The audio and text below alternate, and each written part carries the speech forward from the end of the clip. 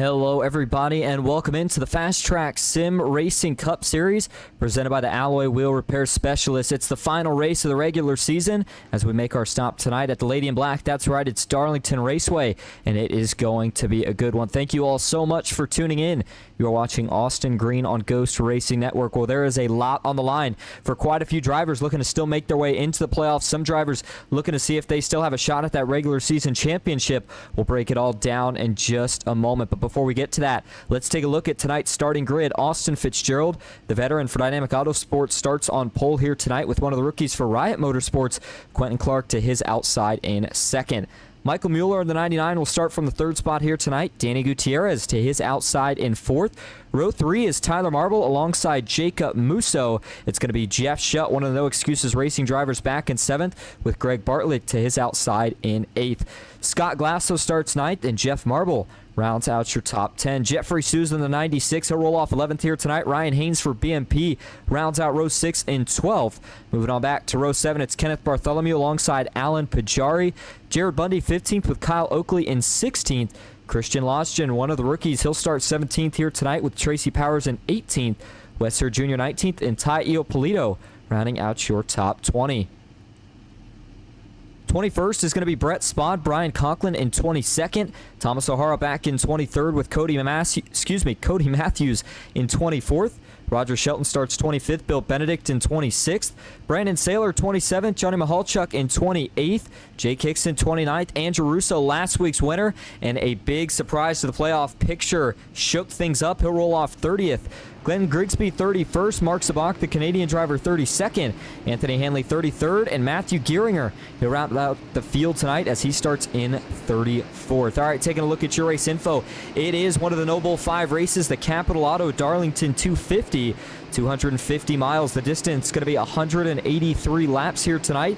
5 sets of tires, 1 more sitting in the pits than usual. No fast repairs, open setups, and 3 green-white checkers. 83 degrees outside, 55% humidity, partly cloudy skies, and winds at 5 miles an hour will not be a factor. All right, well, let's look a little bit deeper here into Darlington Raceway, 1.3 miles in length, so kind of that awkward in-between between what we would see at a track like Dover and then a normal mile and a half. 87 degrees starting track temp, but this track race is very, very interestingly almost sort of a one-groove racetrack where the only way you're going to be able to make a pass for the most part, maybe minus these restarts, is to set somebody up and try to make the move either getting clear into a corner or getting a run and getting clear down one of these straightaways. Turn 1 and 2 a little bit wider, and it's going to be a little bit faster than it is over here in 3 and 4. All right, here we go. For the final time in the regular season, who is going to make it to the playoffs? Here we go. Green flag is in the air. We're underway at Darlington.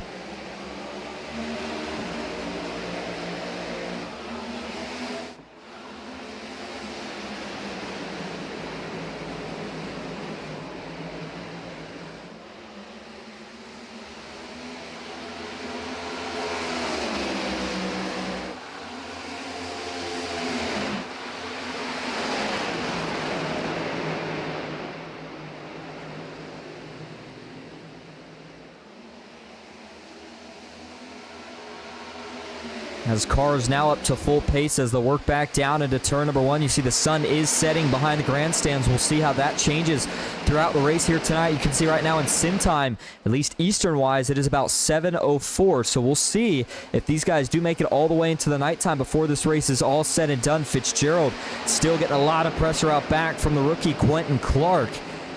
You know, we talk about how this track's kind of in between a mile and a half, but one thing that it is it's a very, very technical racetrack. Let's hop on board here with your leader, Austin Fitzgerald, right out of the gate here, and kind of break down what a lap looks like here at Darlington Raceway. Through turn 1 and 2, notice how close he gets to that outside wall. It has an aim, and a lot of drivers get it, the infamous Darlington stripe, where you get just a little bit too high, you break that cushion, and the car gets into the outside wall. Now, down here in 3 and 4, this is the side of the racetrack where you could potentially see a little bit more than just that one groove style racing. Some drivers like to take the top. I think you'll see most guys stick to the bottom. And the other thing here at Darlington is notice that white stripe on the apron there. Well, I guess I should say kind of the transition from the track to the apron. You can go below that here, and there is still a little bit of banking. I don't think we'll see it used so much through most of the run, but maybe on restarts or if things start to get stacked up somewhere, maybe somebody tries to take that line, and you do hear the downshift for a couple of these drivers, as they'll be utilizing that extra gear that these next gens have over the previous eras of stock cars. But already a great run going for really anybody in your top 5. I mean, the biggest thing here for about the first half of this race, maybe even 3/4, is just all about survival. And, you know, we talked about that it's the last race of the regular season. That makes it a big deal, number 1. And number 2, there's a little bit more on the line for certain drivers here tonight, even the ones that are locked into playoffs, because they've got their eye on that No Bull 5 challenge. Normally, we don't head over to look at points and the playoff picture this early, but we are here tonight because we got some things that we need to get everybody set on. First up is the battle and the point standings right now for the No Bull 5 challenge. Rookie Taio Polito for Dynamic Autosports currently leads. And again, this is the driver that has the best average finish out of those 5 races that you see listed in the top right of that picture there. We already did Daytona, we already did Talladega and Charlotte. We're here at Darlington tonight, and then we'll have one more race after this for the challenge, and that will be the Bristol night race. And right now, Taio Polito leads in points, and I think by a pretty good margin. Jeff Marble second, Michael Mueller third, Jeff Shutt fourth, and then Johnny Mahalchuk rounding out the top 5 in that battle. And then the other big question here tonight is who are we going to see make it to the playoffs? Well, here's how it looks right now. Austin Fitzgerald currently leads in that playoff standings with 9 wins. Jeff Marble second, Quentin Clark third, Tyler Marble fourth, Jake Hickson fifth, Taio Polito in 6th, Michael Mueller 7th, Jared Bundy in 8th, Jeff Shutt in 9th, and now officially locking himself in after last week's win, Andrew Russo rounding out the top 10. Wesser Jr. still in that position where he needs to finish top 25 in points. He's already got a win, but due to a lack of races, again, has to finish top 25 in points if he is going to make the playoffs. Thomas O'Hara, Kyle Oakley, Scott Glasso, and Kenneth Bartholomew, drivers that all officially locked themselves in after last week. So that's a big deal, right? Because realistically, to a degree, that only leaves 1, maybe 2 spots, considering Wesser Jr., but really only 1 spot available for drivers to take, and that's the spot that Jacob Musso currently holds right now, the 16th and final transfer position into the playoffs. But Jeffrey Souza right now, who is 34 points below the cut line, that's quite a bit of positions to make up in one night. I think for him, Danny Gutierrez, Brian Conklin, Johnny Mahalchuk, and really anybody else that hasn't locked themselves into the playoffs as of yet, I think it's going to be you have to win here tonight if you're going to make it happen. Otherwise, I just don't see any way it works out. But a lot of things can happen here at Darlington, and we saw how great of a race we got last night in the Real Life Cup Series. I think to expect more of the same here tonight. The FastTrack Cup Series, the Capitol Auto Darlington 250. Again, we were already at this racetrack once this season, so plenty of drivers did have a chance to at least take notes, get an idea of what to expect here tonight. But of course, environmental conditions a little bit different. The weather, if you will, not quite the same as it was. This one, more of a night race. But Quentin Clark, man, this car is ripping right now. He looks very, very fast with just 10 of 183 complete. Further back, though, we are already starting to get some spread. You've already seen actually a couple drivers that have not fallen a lap down, but have certainly lost the touch of these leaders by quite a great margin. In fact, if we go all the way back here to that 33rd position, Alan Pajari, he is going into turn 1 as the leader's going into turn 3. So lap traffic will definitely be an issue here at some point tonight. I think it's just more so a question of when it starts to become a problem.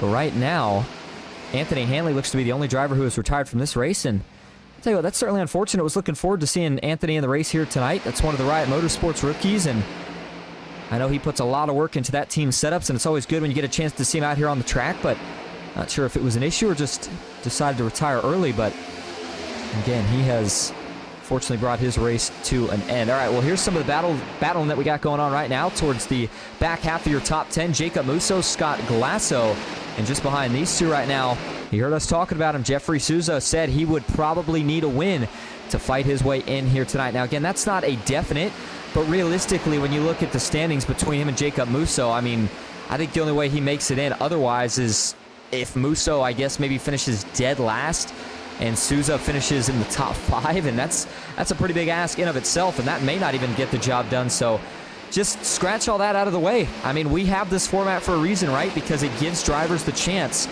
to still make the playoffs at any point in the regular season, and this is why it always comes down to the wire each and every season. And we're going to be saying the same thing here in just a few weeks once we get to the end of the round of 16 and then the end of the round of 8. I guess I should say the end of the round of 12 and then the end of the round of 8. But for Jeffrey Souza right now, the car looks pretty good. He's already picked up a spot from where he started, had a good qualifying effort. But further up, how about these three going at it? Danny Gutierrez has arrived on the back bumper of Michael Mueller and Austin Fitzgerald.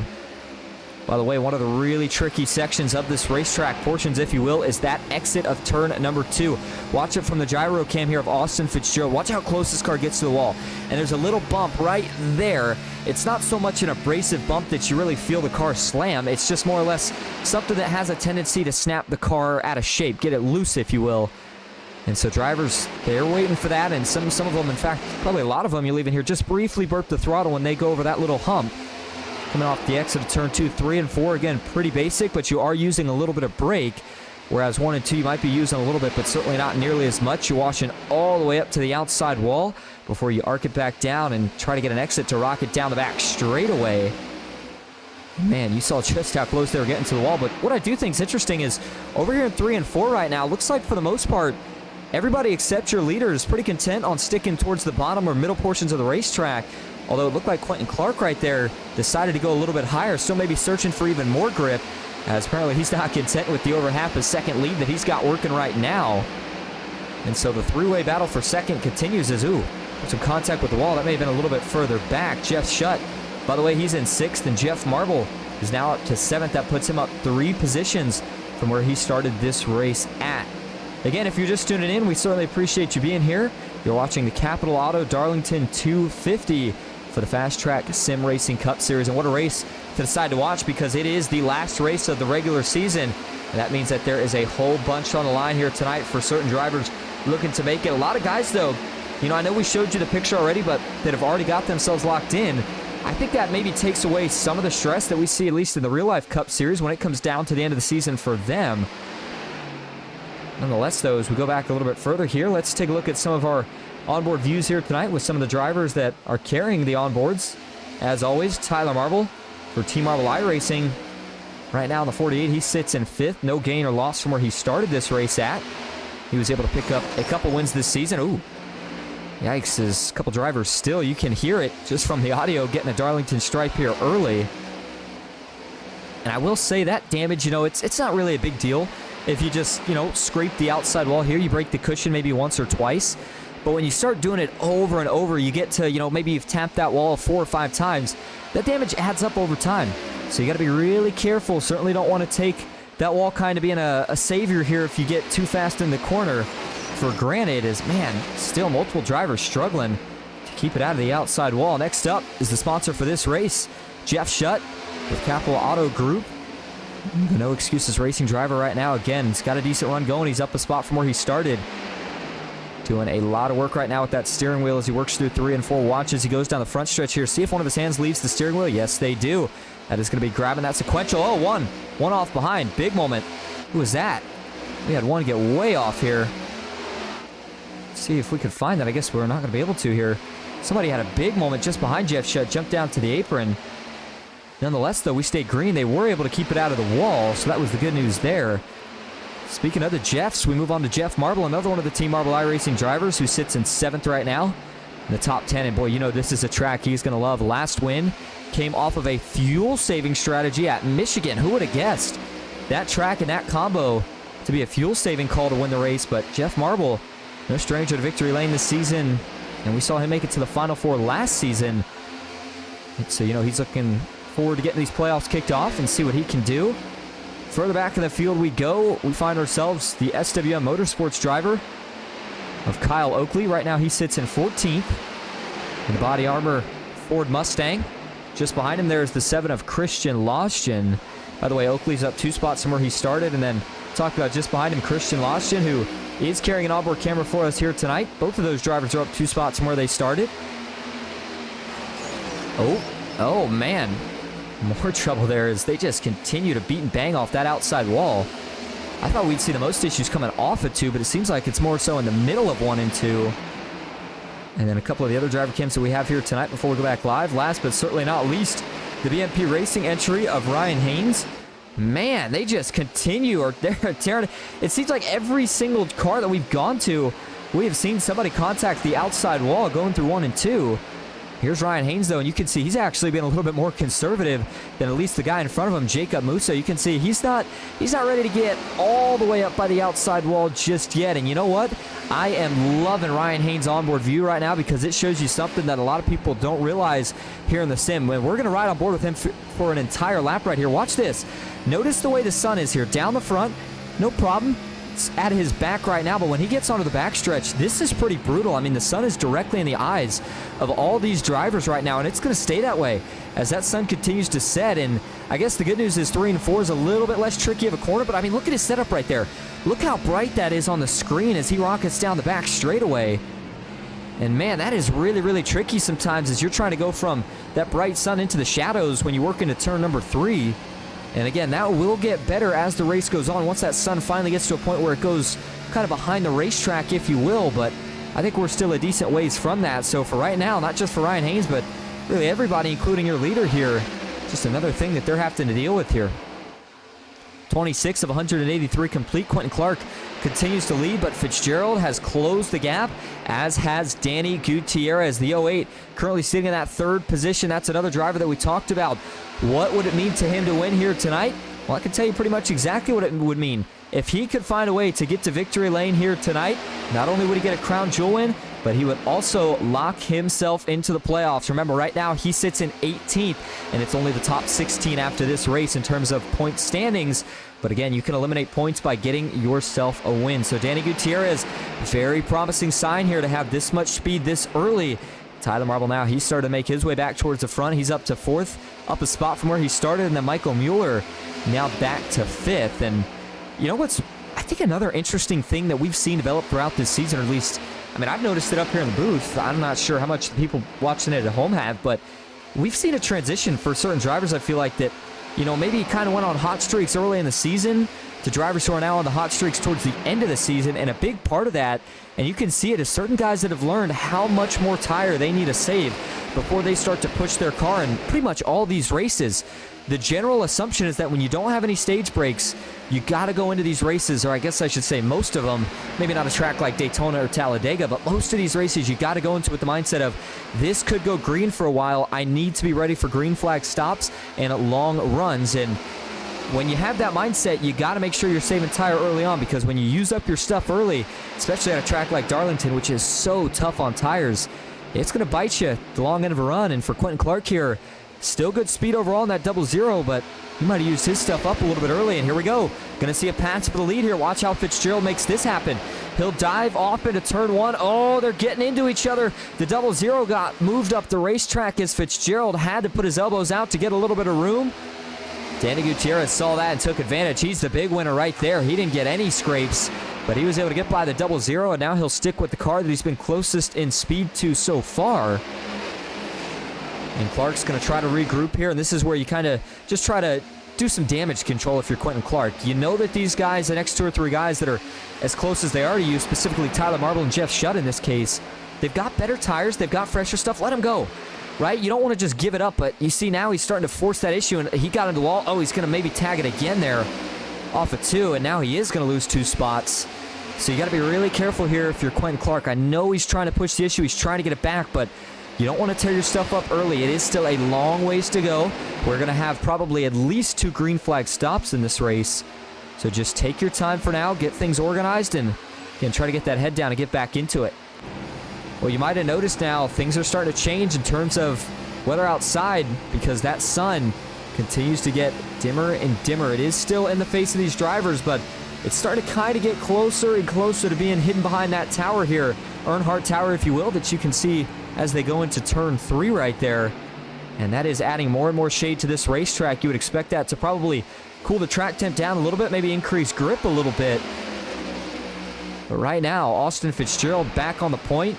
And this is another track that just fits the resume he has put together, not only this season, but really since he's kind of arrived on scene in the FastTrack Sim Racing Cup Series. He loves these technical types of racetracks. We saw how good he was at Phoenix last year in the championship. We know how good he's been at Darlington here tonight so far, and even at some of the road courses, the 74 shown speed, which, you know, that's one of those things where we see a lot of drivers who are great on ovals. Maybe the road courses aren't their thing, but Fitzgerald so far has proven that he is a jack of all trades. And Danny Gutierrez Still, the winless streak has continued all the way back to, I guess I should say, find that last win. You got to look all the way back to Daytona, the season opener last season. Since the 08 last went to victory lane, but he's trying to go back here tonight to end out the regular season and get his way into the playoff picture. Tyler Marble back in third right now. Jeff Shutt in fourth. Quentin Clark fifth. Michael Mueller's in sixth. Jeff Marble in seventh still. Then you've got Jeffrey Souza now up to eighth. He's up 3 spots from where he started this race at. Scott Glasso in ninth, and Jared Bundy currently rounding out your top 10. Jacob Musso back in 11th. Ryan Haynes in 12th. Kyle Oakley in 13th with Kenneth Bartholomew in 14th. Christian Lodgett in 15th. Wesser Jr. in 16th. Brett Spott in 17th. There's Greg Bartlett in 18th. Brian Conklin 19th. Tracy Powers in 20th. Jake Hickson 21st. Roger Shelton 22nd. Brandon Saylor 23rd. Ty Iopolito 24th. Thomas O'Hara 25th.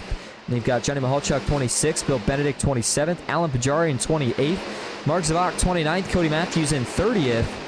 Andrew Russo 31st. Matthew Geringer 32nd. And Glenn Grigsby right now rounding out the field as he currently sits in 33rd. And boy, would you believe me if I said we have no drivers that are lapped down, at least not yet. And the closest one to being lapped down is indeed this 33rd position 64 car of Glenn Grigsby as he works off of turn 2 now. The leaders are working their way into turn 1, so he might make it to this first green flag stop before he loses a lap. It'll be close. But nonetheless, once they start to get to him, that's where traffic will start to pick up. And lap traffic, yeah, you better believe it plays a part here. It's almost like Martinsville where it's, even as a lapper, it's kind of tough to get out of the way here. Because through 1 and 2, there's really kind of only one line you can run unless you completely just go slow and get down on the apron, which you don't want to do, of course, if you don't have to. And then 3 and 4, again, there's multiple lanes, but believe me, it is still really, really tight trying to squeeze 2 cars in between there. So we'll have to see how things all pan out. But 38 of 183 laps complete, and it's Austin Fitzgerald who currently finds himself out in front. We're going to take our first break tonight, but we'll go side by side so you don't miss a thing.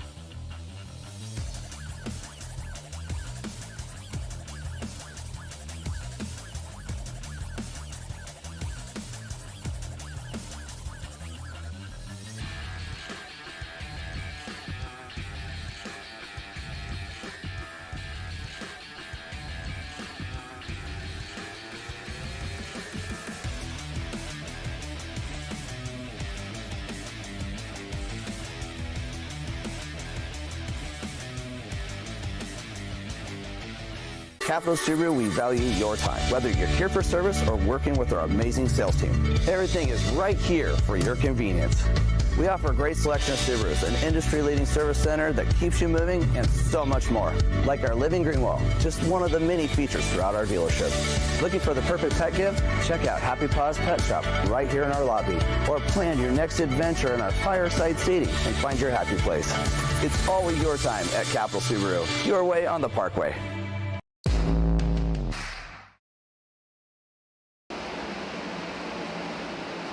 Welcome back to Darlington Raceway, the lady in black for the Capitol Auto Darlington 250 here tonight. Final race of the regular season for the FastTrack Sim Racing Cup Series. Well, no real changes up front since we went to break. Austin Fitzgerald is still your leader. The biggest difference is he just continues to extend that gap. Gutierrez held strong for quite a while, but it seems like now Austin Fitzgerald's ready to start opening this thing up a little bit as he now extends that lead to over a second that time as he got down into turn number 1. Jeff Shutt has now moved into that final podium position. Tyler Marble in 4th.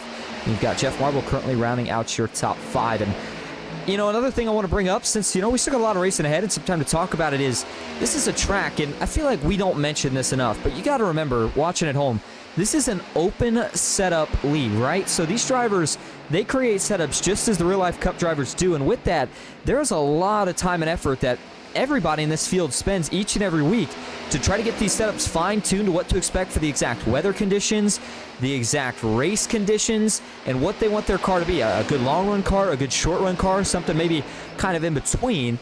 And I think that this is a track that really, really outlines who came here with a good setup and who didn't, because if you struggle here, you're going to really struggle to hold on to this race car. If you've got a setup that's stuck to the track and you can make good time in the short run and then really make good time in the long run, you're going to be successful here. It doesn't matter if you're not the fastest driver in the field.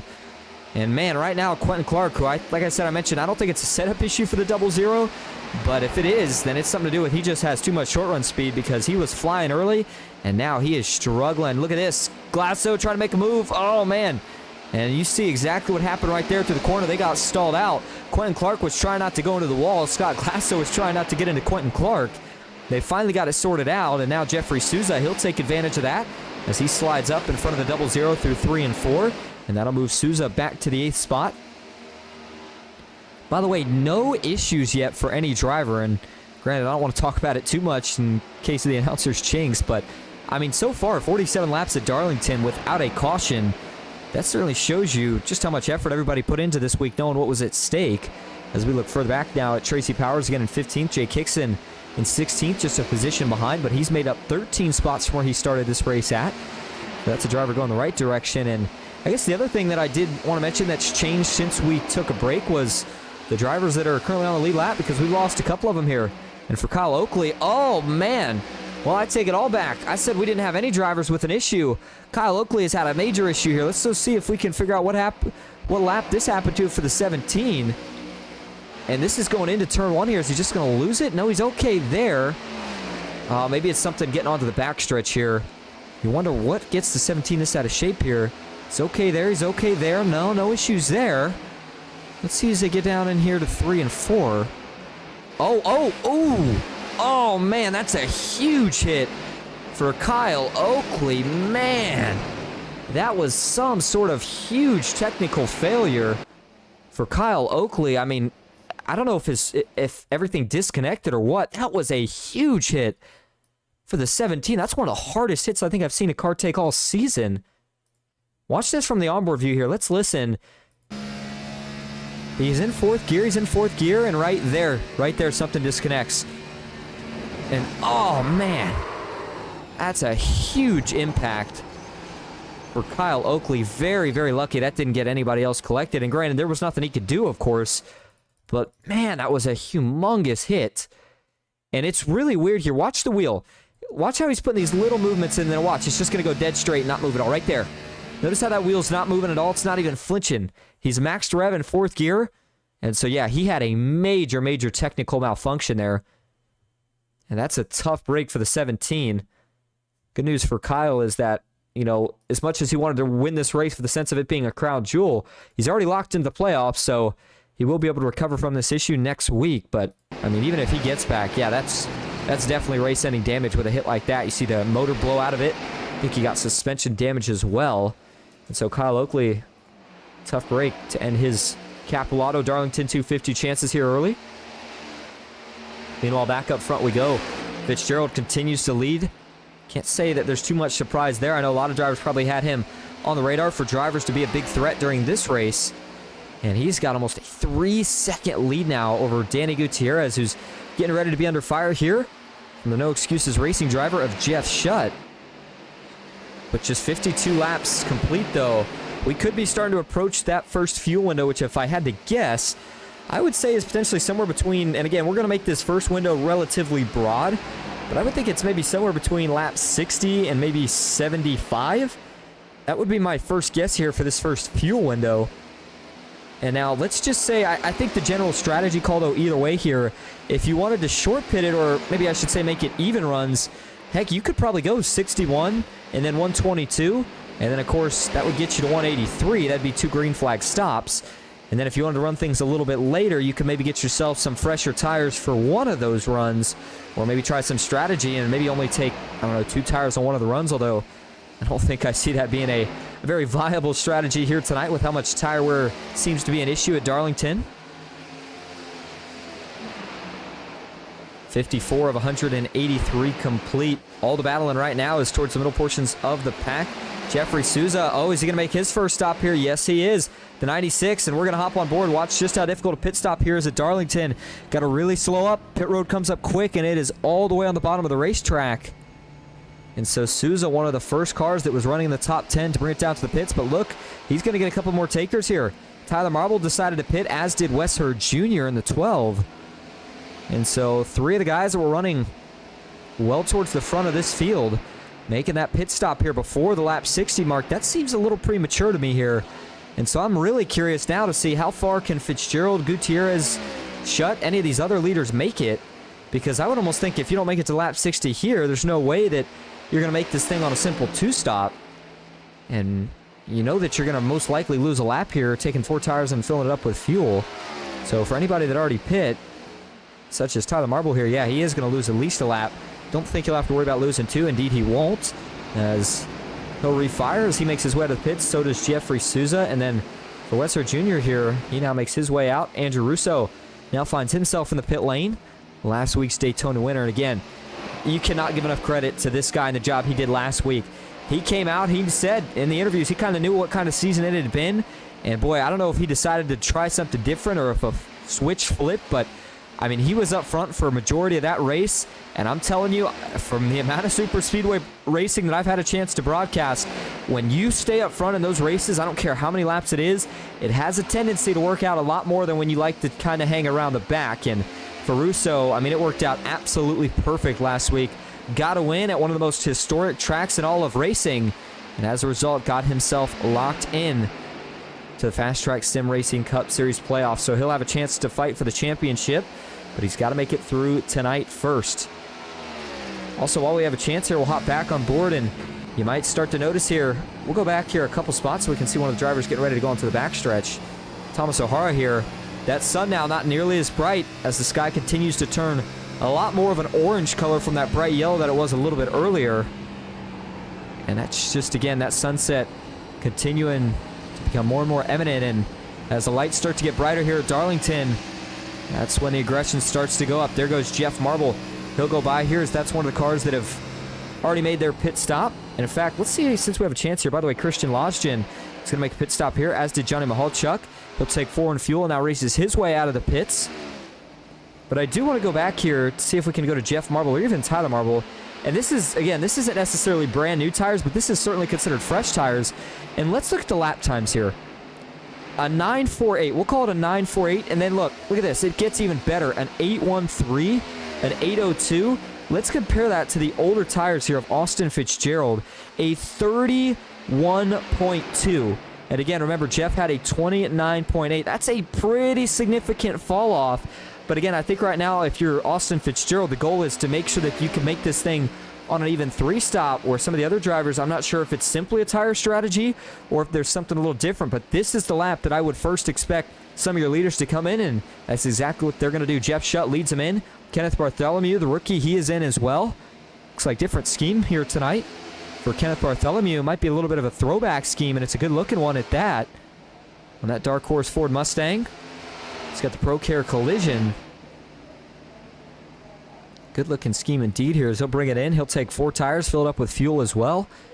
And again, Scott Glasso, Jeff Shutt, and Matthew Gearinger are the other 3 cars that are joining him in the pits right now. As here comes Gearinger making his way onto the pits right now. So we'll see if Matthew Gearinger also takes 4 in fuel. Yes, he will. Back up front now, the lead's going to get handed over here to Tracy Powers because it looks like everybody else going to make their pit stop here that was up front. Austin Fitzgerald has brought it in.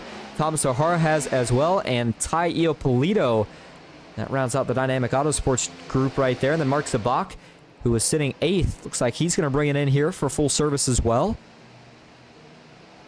And so now this, again, will hand the lead over to Tracy Powers, although I'm not exactly sure the strategy some of these guys are trying right now, but there's Michael Mueller going to get a lap back. I mean, if you're Tracy Powers, no, I take that back. I was getting ready to say maybe he's trying some sort of crazy strategy to make this a one-stop, but I don't see any realistic. Oh, Hickson! Hickson gets into the wall. Jake Hickson got some help from the 0-0 of Quentin Clark, and man, that was almost a big moment as the 16 took a pretty big shot on the right side of that race car. Let's go back here and see if we can get a view of just how bad it is. And it doesn't look too bad here for Jake Hickson, and that's really good news considering that this was a pretty big impact that he takes off the outside safer barrier here coming off of 2, and you can almost see this shaping up, right? Watch as they're going through the corner here, and there's just the 25 is much slower. Hickson kind of sees that. He has to start checking up. That allows Quentin Clark to jump low, get to the inside, and then question is, was there some contact here? Let's see. Yeah, I think there certainly was. Maybe just a little bit. Either way, man, look how sideways Jake Hickson was. I think the wall actually saves him there. Helps straighten that car back out, and he's able to continue 2x2 down the backstretch without any further implications. So as we go back live, the 16 now is bringing it down to the pits. And so Hickson will end up forfeiting his 3rd place running position that he currently has, as here comes Tracy Powers now. He'll dive all the way down to the inside wall, getting on that apron, trying to get checked up, and he's got to make sure that he turns the car enough to get within inside that commitment cone, and yes, he does. So Tracy Powers now in for his first pit stop of the night. By the way, we are now 65 laps complete without a caution. So we are officially a third of the way through this race. Still a long, long ways to go, but again, things are going to change here, by the way, as the night continues to go on. Look at track temp. It just dropped down a little bit, now down to 89 degrees from the 91 that it was last time we checked. And again, that can change the handling of a race car significantly. Maybe not 2 degrees, but the point I'm making here is as we continue to go into the night, don't be too shocked if that track temp has a tendency to cool down even more. And these cars will start to change handling. Maybe some drivers try to make adjustments on the pit stops to make things a little better, but I think right now the one guy who's not worried about making any adjustments is that 74 car of Austin Fitzgerald. Even after all the pit cycles, look at this. He is already to being back out in front. Well, not actually back out in front yet because he's still got to get by Jeff Marble, who's already, I believe, made a pit stop. I believe the 15 has. Yes, he has. And so I think he'll probably get there relatively quick. Fitzgerald only about 4 seconds back. But, I mean, after that, he's got no challenge out back really right now because he's got the freshest tires of most of those guys. And so he'll just continue to scoot away here. So the next green flag pit stop that we would expect, at least for any of the drivers that pit on laps 61 to 62, that are planning on making it on just 2 stops and 3 total fuel runs, they would make their next stop right around lap 122, either 121 coming to 122, maybe 122 coming to 123, or something in that general ballpark. And again, that should be the final green flag stop that would need to be made. But if we get a caution, could still change a lot of things up because remember, 5 tires here tonight. That means you have 4 sitting in the pits. And as it stands right now, everybody has currently used one of those sets in the pit. So they've still got 3 left over. Expect to use at least 1 more if it stays green. But if we get a couple cautions, that leaves you a couple sets to work with when you take them. That will be the big question. All right, we're going to be coming to lap 70 next time around. Alan Pajari continues to lead. We're going to take another break. We'll be right back. Stick with us at Darlington.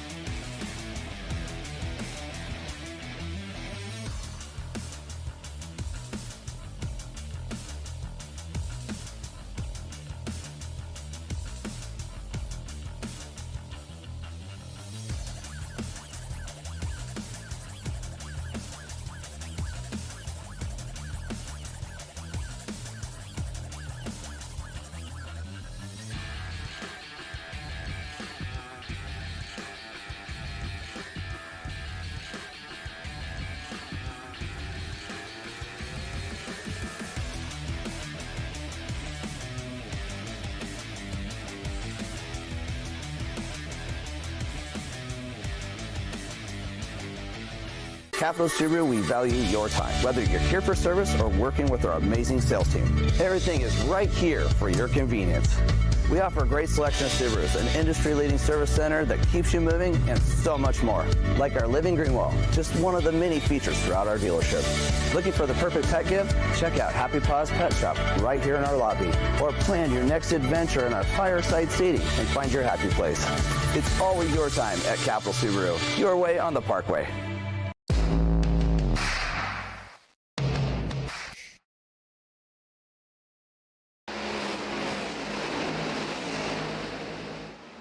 Welcome back to Darlington Raceway, the FastTrack Sim Racing Cup Series. 75 of 183 laps complete so far here tonight. So we're not even to the halfway point just yet. And boy, you can already tell for a lot of these drivers, it has certainly felt like quite the endurance race. And I mean, that's what you get at these crown jewel events. You look back to the Capitol Auto Charlotte 300. That was a big event. This one only 50 miles shorter, but a very technical track that is pretty demanding for the drivers, and you got to really keep it focused here for the entirety of these runs. Now, looking here at Austin Fitzgerald, he is now back to just under 3 seconds away from catching the 15 of Jeff Marble. Now, this is a bit of an interesting strategy split.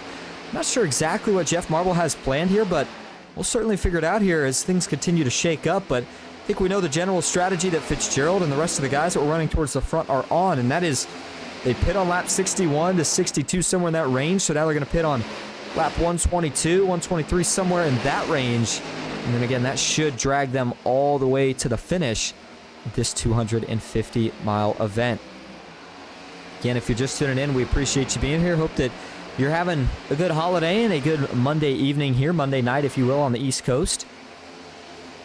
And for Jeff Marble, who I talked about, seems to be on the differentest, if you will, of the strategies of any of your leaders.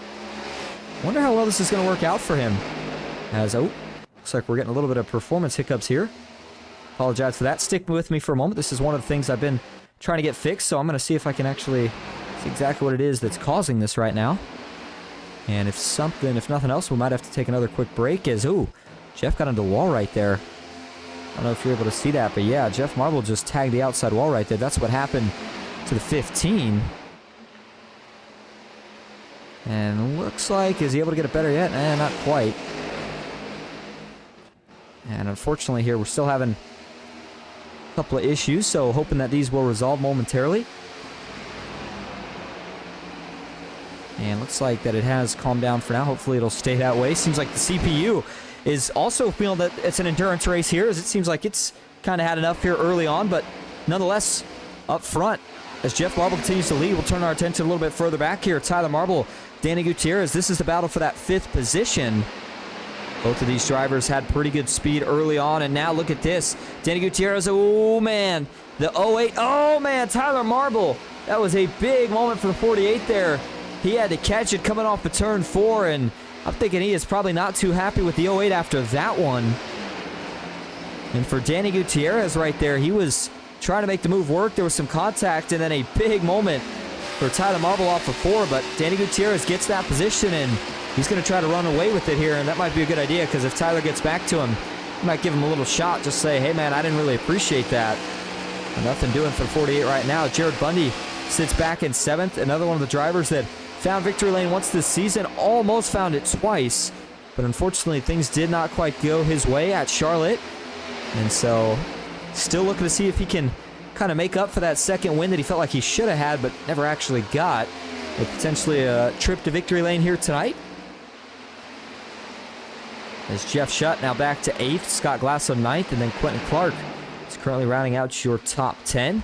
Ryan Haynes in 11th, Wesser Jr. is in 12th, Jacob Musso 13th, Christian Lodgden in 14th, Kenneth Bartholomew's in 15th for the moment. And again, the halfway point here will be approaching in about 10 to 11 laps time.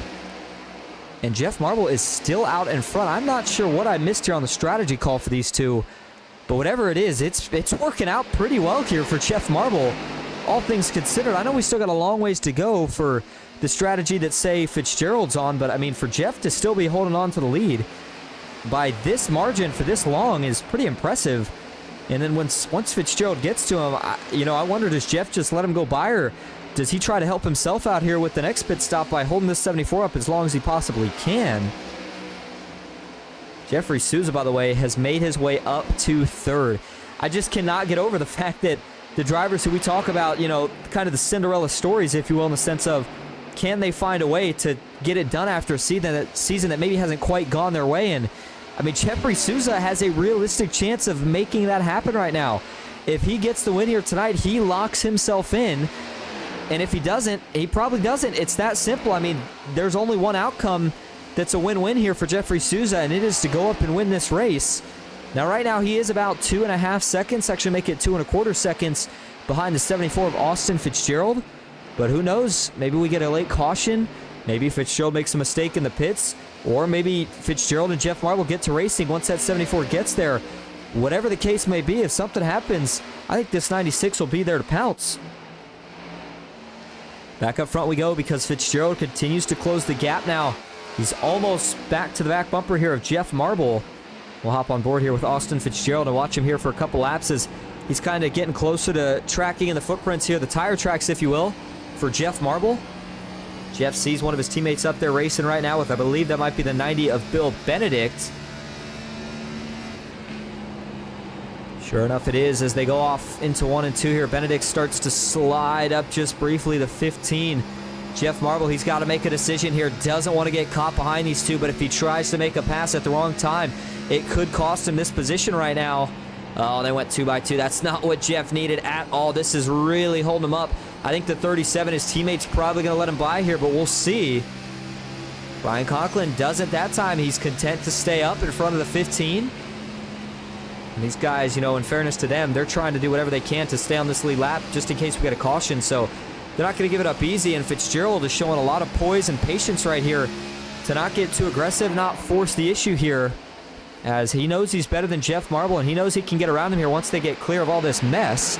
And so I think instead right now he's saying, you know what, Jeff, why don't you go ahead and push the issue, use up your stuff, and then I'll just follow you through. Jeff Marble tried to take a look again there to the inside of his teammate, but he just couldn't do it, and now Brian Conklin's going to help his teammate out by dropping to the inside. That allows the 15 by. The 74 is going to sneak by as well, too. So as they work off the 2, now Fitzgerald's got a little bit of clean air to play with, at least in front of that 15 before they would get to the next lapper. We'll see if he takes advantage of it. Oh, we look to the inside here. That's a good move from Fitzgerald. Can he make it stick off of 4? Jeff Marble feeling like he's got some on the outside. Oh, they almost touch. Coming off of turn 4. Now they drag race across the stripe. Who gets the advantage into 1? Looks like it is going to be Fitzgerald. Jeff is trying to hang strong up top. He's got to hold it. He can't do it. Austin Fitzgerald with the better tires is going to take the lead. And that puts him right back to where he was during majority of that last run before the first pit stop. And we will be hitting lap 90 this time around. So I'll tell you what, Jeff Marble, he did a really good job of holding that 74 off for as long as he did. Now he's got to try to hold off anybody else for as long as he can. And the next closest one in line is Jeffrey Souza, who right now at least currently sits about 3 seconds behind Jeff Marble. So Jeff's got a lot of wiggle room there. And Danny Gutierrez trying to close it on the 96. Jared Bundy trying to close it on the 08. Jeff Shutt, Scott Glasso, Tyler Marble, Quentin Clark, and Michael Mueller all rounding out your top 10 for the moment. Mueller started to make a charge here last time we were looking at him during this run, but it seems like things have since faded now, and he has fallen off at least just a bit. So we'll see if anything changes around here for the 99, but I mean, for him and his teammate, this is kind of, again, by no means am I trying to take away from what these guys have accomplished this season. I mean, just about all their teammates, the entire team, if you will, has found victory lane, minus, of course, Anthony Hanley, who has not had a chance to race as many races, but, I mean, Michael Mueller, Andrew Mraz, and then Quentin Clark, all the drivers that have found victory lane for this team. But then you look here late in the season, and it seems like all of a sudden the short run speed has been the same it's been all season, but these cars have just not been able to hold up in the long run the way they had been. And I don't know if it's, again, just a different way they're approaching their setups, or if, I'm just not sure, but it's one of those things that they need to try to get figured out here as we're working our way into the playoffs, because it's going to be a big component into their chances of getting one, if not multiple, of their drivers into the Championship 4. By the way, that Championship 4 race is going to be at Phoenix again this season, as it was last season. And if you remember back earlier on in the season, we did actually make a stop in the desert at Phoenix Raceway for what was a very, very good race. Enjoyed that one, and it gave a lot of drivers a chance to take notes and get ready for what to expect here for the end of the season race, the championship. And I was trying to look here. I believe that it was Quentin Clark. Yes, it was. Quentin Clark was indeed the Phoenix winner of the race that we had there in the spring. So he's no stranger to victory lane at that track, but he's going to have to find a way to make it there before he has a chance to, of course, win it there. Jeff Marble has now fallen just about 2 seconds behind the 74 of Austin Fitzgerald, as they'll be approaching lap 100 here in just about 6 laps. We are now officially over halfway through this race. It's been a long one so far, and I tell you what, as a driver, when you look down and you see that you're only about halfway through, for some drivers, if you're Austin Fitzgerald, you're saying, okay, well, I mean, that's a long ways to go, but I'll just stay in the rhythm here. But if you're drivers that are not having a good night and you want this race to just be over, just get out of it with what you've got, boy, it's tough to look down at that black box and see how many laps you still have left. As Glenn Grigsby here looks like he'll get ready to go another lap down here. The 74 of Fitzgerald. Fitzgerald will set him up, but there will be no need to make a move because the 64 goes to the inside. He'll let the 74 pass, and that allows Fitzgerald to continue to try to extend his lead here. By the way, if you had any picks tonight, and no, you can't pick Austin Fitzgerald because we know he's going to be the favorite every week. I mean, this guy has just been on fire. 9 wins on the season. And again, that's just about as much momentum as you can ask for going into the playoffs, but he's still trying to fight for that Noble 5 Challenge victory, which again, the winner of that challenge gets $50. So even though Ty Iopolito leads it right now, if you're Ty, you're certainly looking for a good run here tonight, and as it stands right now, he currently sits back in 17th. It's not a bad run, but it's not a great run either, and could certainly potentially cost him in that Noble 5 standings if he's not careful, especially when we still have one to go, and that is at a track that's going to be just about as chaotic as it is fast, and that's Bristol Motor Speedway, the shortest and fastest half mile in all of stock car racing, which we go to relatively soon.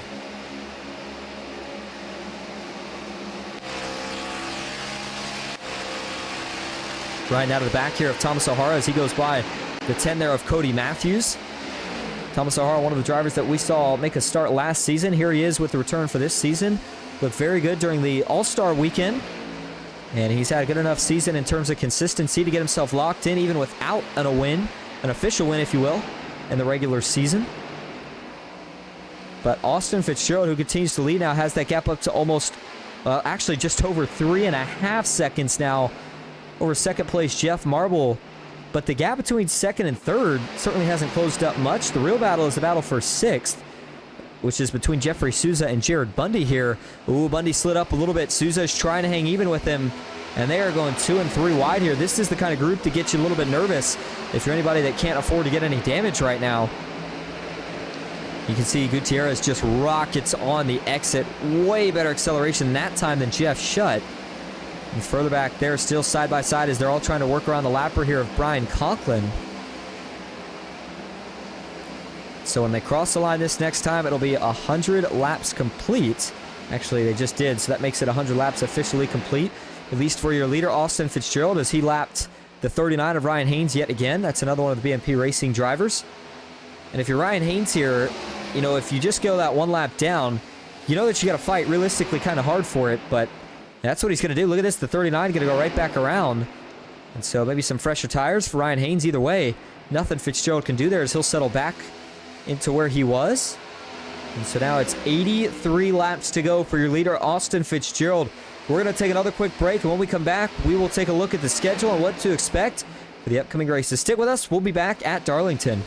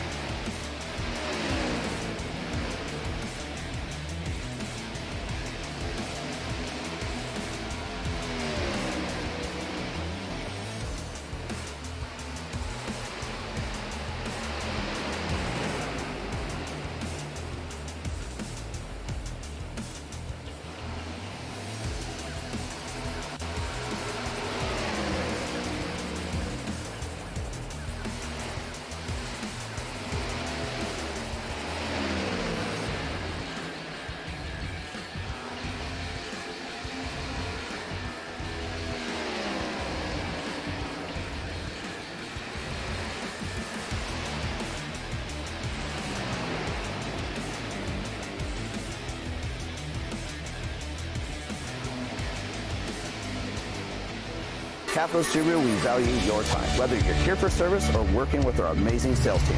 Everything is right here for your convenience. We offer a great selection of Subarus, an industry-leading service center that keeps you moving, and so much more. Like our living green wall, just one of the many features throughout our dealership. Looking for the perfect pet gift? Check out Happy Paws Pet Shop right here in our lobby. Or plan your next adventure in our fireside seating and find your happy place. It's always your time at Capitol Subaru, your way on the Parkway.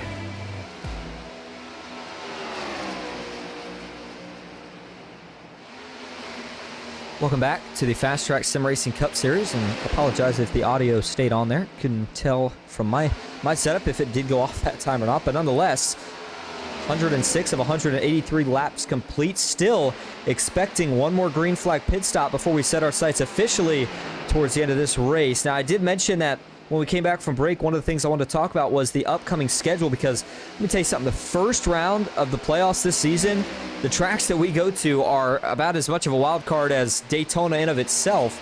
Next week, we head to the Hybrid Super Speedway / mile and a half, and that is Atlanta Motor Speedway to kick things off. So that's one of those racetracks that, again, similar to Daytona or Talladega, really every driver has a chance at, because the draft is the great equalizer.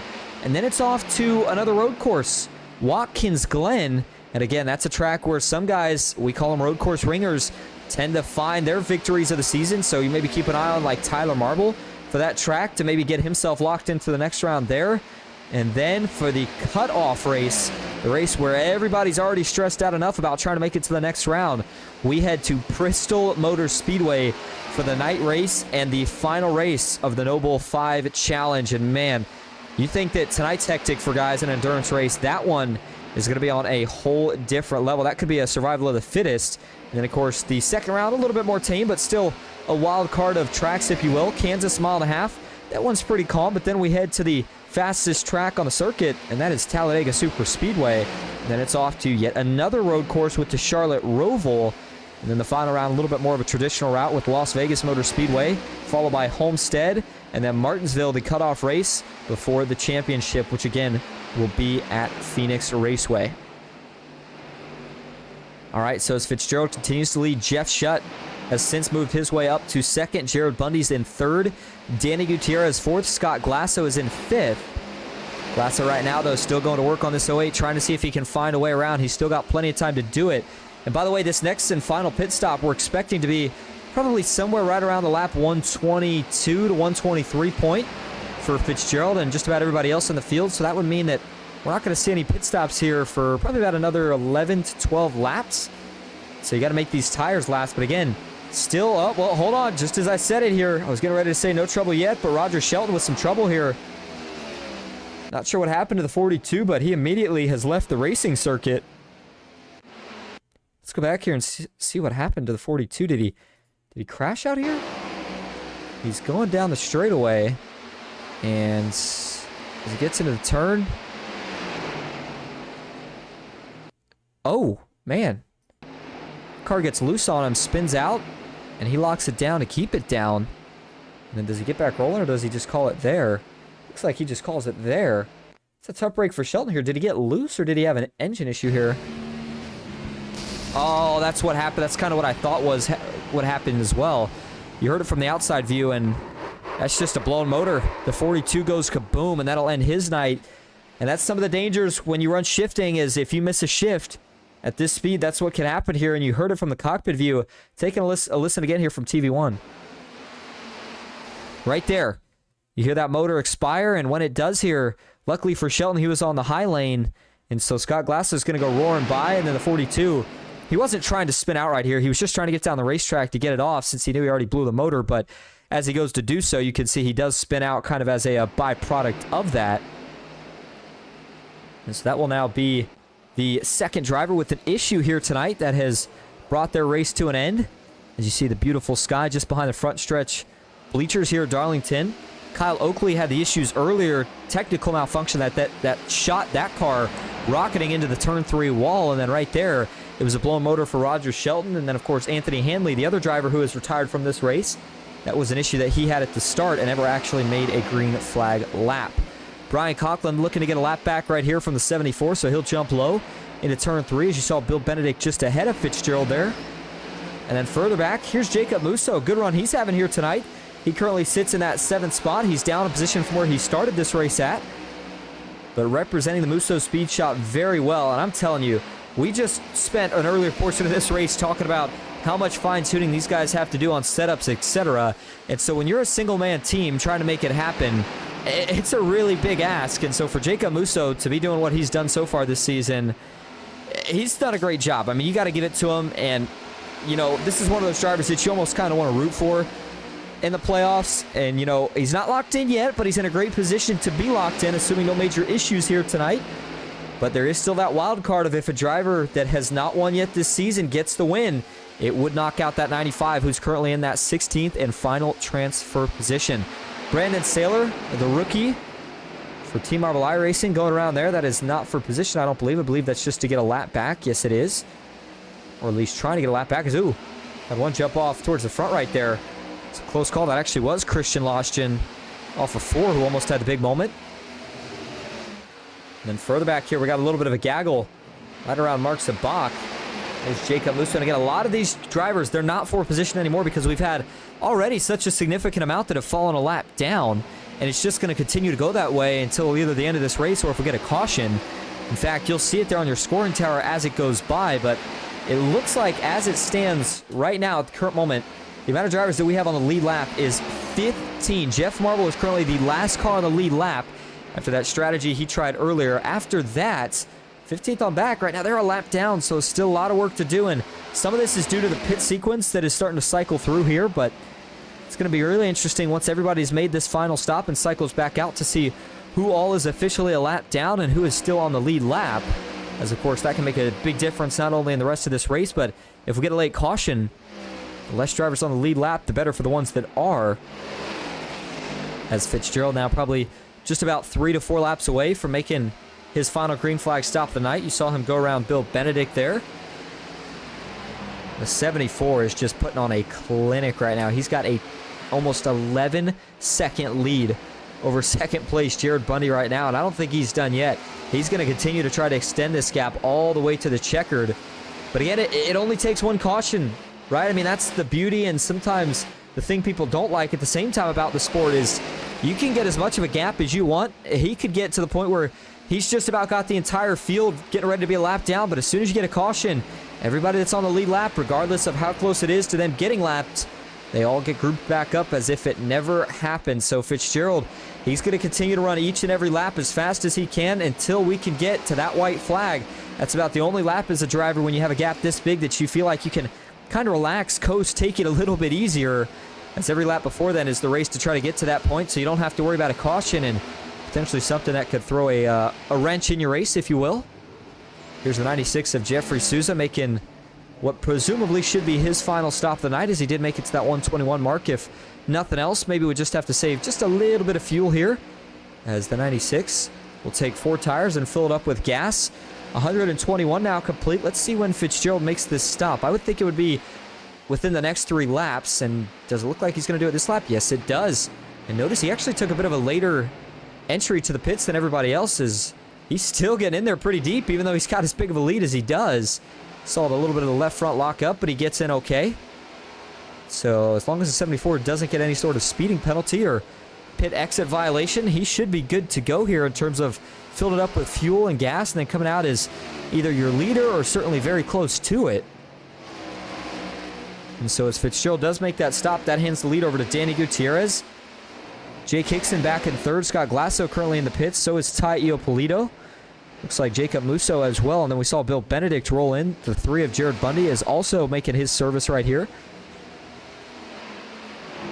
And by the way, there are certain drivers here that are in a position, I mean, I don't know how far they can go, but maybe you try to stretch this thing out and hope for a caution and then come down, pit, and be in a better position than everybody else. But I just think that's, you know, that's a pretty big gamble for most people to make. Maybe if you've got nothing to lose, such as Danny Gutierrez, who's kind of in a win to get in, a win or go home, if you will, sort of predicament here. He might be one of the drivers that would try that, whereas a guy like, of course, Austin Fitzgerald, who's easily been the most dominant car this race, he's got no reason to try that. He's got the raw speed to get it done, but looks like Danny Gutierrez is going to have to bring it in here, and he's going to drive it in here pretty deep, but doesn't want to get a speeding penalty as looks like he's going to get it down to pit road speed without any issues.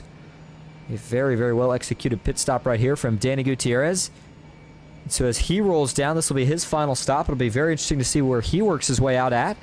He should have the freshest tires, or some of the freshest tires, I should say, of just about anybody in the field. As Jeff Marble continuing to go with that short pitting strategy. It's got him back out in front by a pretty big margin, but you could kind of see how it played out for him last time around.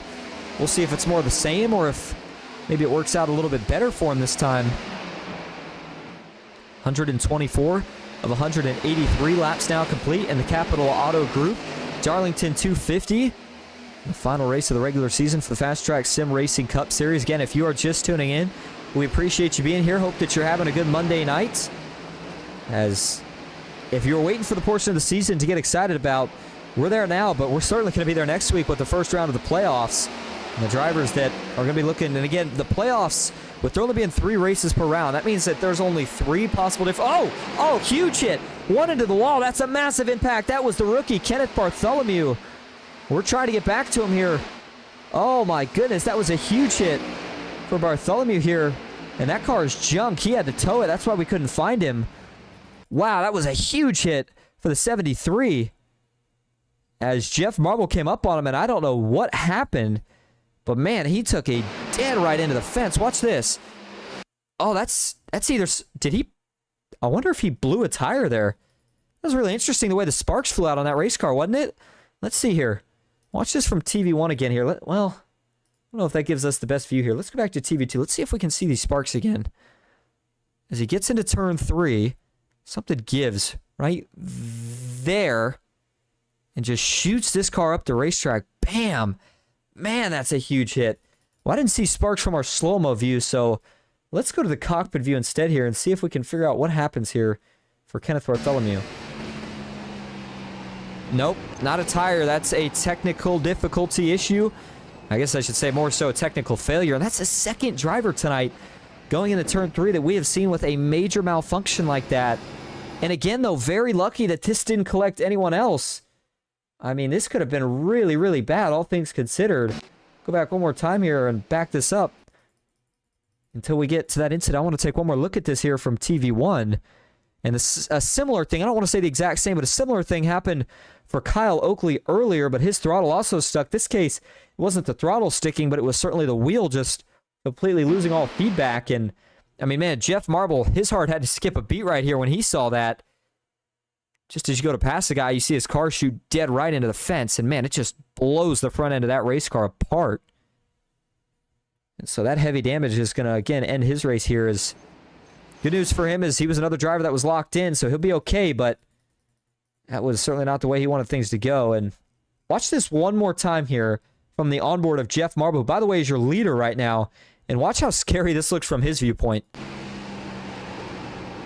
Man, when you see a car hit the wall like that, and I've been in this position as a driver before, you are just hoping and praying that that car doesn't bounce back down. And you almost expect it as a driver where you're waiting to feel the right rear just get hooked and get turned into the fence. But luckily for Jeff Marble, it did not happen right there. And he certainly escaped a close one, that's for sure. All right, so Jake Hickson, see him making a pit stop here. He'll make his way out. So Marble is still your leader. I know we mentioned that. Oh, but I heard some more trouble there briefly. Guess not, though. Looks like everybody's okay. Jeff Marble is still your current leader right now. Oh, no, trouble. We do have trouble.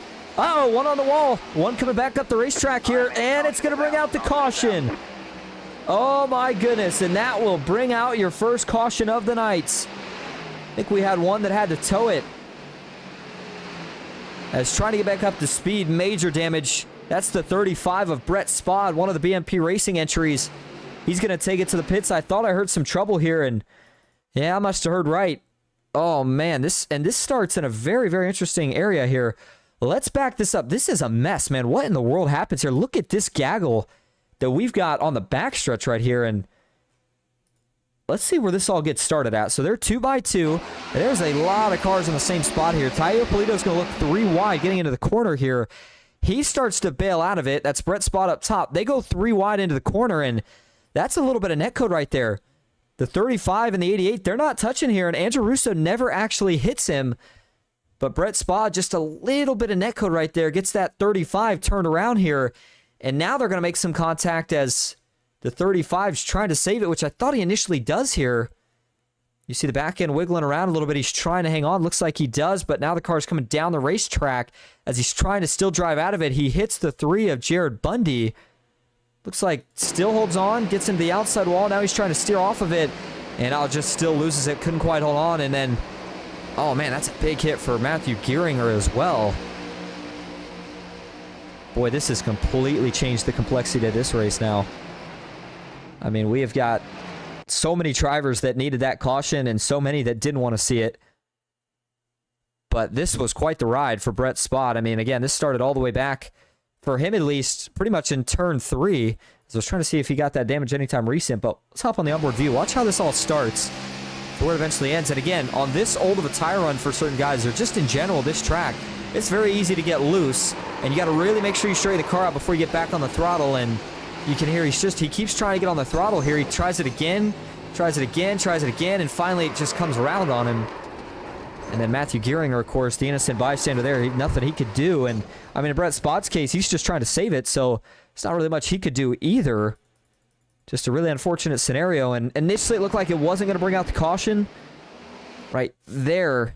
And oh man, he almost misses the 31. You wonder if he does, if he just misses it, maybe he hits this inside wall and stays down there. But right there, that contact, see how it kind of bounces the 31 back up, but then Brett Spad here still sliding around, rolls back up and rolls just onto the racing surface here. He gets it back rolling pretty quickly, but it didn't matter. It still did bring out the caution there, as that was major damage for Matthew Gearinger. Give you another look or two at this one here. This one from the TV3 view, from the stands, if you will.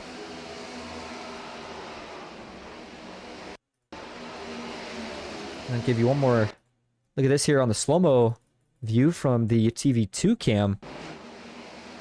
There's the first contact, but then there's the big one, the kicker, that destroys the front of that race car for Matthew Gearinger and gives major rear end damage to the 35 of Brett Spad. All right, so as we go back live, 134 of 183 complete. But now they're under caution. A lot of things are going to change. Up front, though, Michael Mueller being scored as your leader. Austin Fitzgerald in second. Quentin Clark third. Jeff Marble in fourth. Jeff Shutt in fifth. Scott Glasso sixth. Wesser Jr. in seventh. Tyler Marble in eighth. Jeffrey Souza in ninth. And Ryan Haynes currently rounding out your top 10. Well, I talked about the short run speed for these Riot Motorsports guys, and you know, we're just under, I guess I should say, 50 laps to go. So unfortunately, we're not quite meeting the criteria for a short run yet, but we know that cautions have a tendency to breed caution sometimes, and at a track like Darlington, boy, you best believe that certainly holds true. So I would not be shocked if that is not certainly our first, but may not be our last caution here tonight. But boy, 135 laps under green at Darlington is pretty impressive. So hats off, and excited for what is going to be our first restart of the night here. This pace car works its way onto the back. Jeff Marble is looking to take advantage, as is Quentin Clark. And actually, if you remember, Quentin Clark was the man who had the most speed in the short run early on in the race. And oh, never mind. I'm going to get a delayed green here. So we're going to actually have to hold him and try this one more time. Now, what that caution did do here, and I don't know if this is part of it. Once in a while we have issues with this, or if this is just actually how it is how many drivers are still a lap down? I mean, there was not a lot. They got their lap back. Only 15 still being scored on the lead lap. At least from scoring we have. So for really anybody that's on the lead lap, this is a big opportunity. And now what you also have is, by there only being that many on the lead lap, when you come in to take tires, you don't have to worry about being buried quite as far back, which track position is a big deal here at Darlington, where it is so tough to pass. And I think on this restart, you're going to see the 99 and the 00 try to fight that 74 about as hard as they have all night, because, I mean, it is make or break time. If you get away with the lead right here, or rather, maybe I should say, if you let the 74 get away with the lead right here, that may be the last chance that you see, or the last time you see that 74, because he has been so fast all night. He's going to be looking to do more of the same here this time around. So it looks like lights are off again, so should be going back green this time, and it'll be just a little bit over, I believe, 45 laps or so to go. We take the green flag. Actually, it looks like it's going to be about 47 laps to go. And you see that long single file line drivers that, again, everybody's good to go on fuel now. I do want to mention that as well. Everybody is good to go on fuel. The only time we would see another pit stop is if we get a caution. I would not be shocked to see drivers pit for tires. Again, we talked about they are a big deal here. We got to get to that point first. All right, here we go. First restart since the start of the race. How aggressive will they be? Michael Mueller versus Austin Fitzgerald. Veteran versus rookie in the front row. Here we go. Back into the Geico restart zone. Green flag back in the air at Darlington. And it's a good restart from both cars on the front row. They're going to drag race off into turn one. Who's willing to dive it in deeper? Michael Mueller's at a little bit of a disadvantage. Quentin Clark slips up out back, but who gets the momentum here off of two? Mueller doesn't want to lift, but he's got to give the 74 a chance. Now Fitzgerald has to bail out of the throttle. They're fanning out too wide further back as they race off into turn three. Mueller still trying to get the advantage. He can't do it. The 99's got to lift out of the throttle, and that allows Austin Fitzgerald to get clear. Oh, contact now. Michael Mueller gets shot down to the apron. He's going to be able to save it, but now it's trying to find a spot back up. Looks like he finally will. Look at the aggression right now as everybody is trying to find a spot on this line before it gets single file. And they only had about a lap of 2x2, so wherever you got your positions, you got to hope that you made it count. And right now, the top three, and the biggest winner on that restart, in fact, was Jeff Marble. I mean, he made up 2 or 3 positions as he now sits behind the 74 of Austin Fitzgerald, and we'll see here, how aggressive does he be? Does he stay patient for now and try to beat him in the long run? Or does he think the 74 is a little better and try to beat him maybe here in the short run? Hopping into the onboard camera in the cockpit for Jeff Marble. And you notice now, again, the lights continue to get brighter as it is just about full nighttime. And here we go. Jeff Marble's looking to the inside, trying to utilize the apron as he slides up. Can't make anything happen here. Fitzgerald gets better momentum up top. 74 gets clear, and you can see by running the top lane, not only did he get back clear, but he was also able to pull away just a little bit. This 15 looks really good. Oh, Jeff Shutt got a little overcooked into the corner there, and I think he might have just tagged the outside wall briefly. No harm, no foul. Is further back there, all single file. Jacob Musso is going to take a look to the inside here of Christian Lostjen. And we'll see if he's able to get clear right here. He's trying to. Lostjen up into the fence. That'll allow Musso to get clear. Matthews is going to follow. He'll get clear. The 19 of Tayo Polito will get a shot from his teammate. He'll get clear. The 16 not going to be able to get clear, though. He'll have to duck back in line. And again, everybody right now at the point where you can't push those tires too much just yet, at least not if you want to have something to work with at the end of this race. Jeff Marble, though, he knows he has got to fight for this track position now. He just cannot find a way to make it happen on the bottom of the racetrack, at least. And now he's got what he needed. That's what he needed to do. Jeff Marble finally able to get alongside. He's going to send it off into turn one, try a slide job here. Oh, he had it, but he didn't commit. Now he's going to have to worry about the 74 coming back. This is going to be tied off at 2, but Jeff Marble's going to take the lead. What a pass. That might have been the best move we've seen all night. Man, oh man, Jeff Marble had to do something right there to get around the 74. He was able, and that's textbook pass right here at Darlington. That's what you do. You set a guy up on the straightaway, and, well, I say textbook.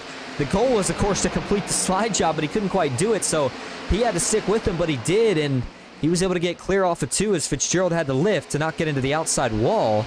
And now another run here. This time it's from Jeff Shutt and Austin Fitzgerald. He's got to be careful here. I know how good that car was on the long run, but sometimes track position can be a little bit more important than long run speed here. And if the 74 loses too much of it, he might be in danger of not being able to get it back before this race is all said and done. 144 of 183 laps complete, closing in on the final 40 laps of this race. It's oh, Jeff Shutt, hold on to it, Jeff. Some contact between him and Austin Fitzgerald. Now he tries to slide up. Oh my goodness. Oh man, huge hit. 2 into the inside wall. It's Wes Hurd Jr. and Scott Glasso. Oh, Hurd Jr. Oh, he's gonna get oh man, big impact. Oh, we got one upside down. Oh my goodness. Johnny Mahalchuk gets back on all 4, and that's the big one. More contact at the end for Scott Glasso. That was not pretty. Huge damage for Glasso and Hickson. They're immediately going to take it to the pits. And man, you knew that was going to be big when you saw Glasso slide back up onto the racetrack.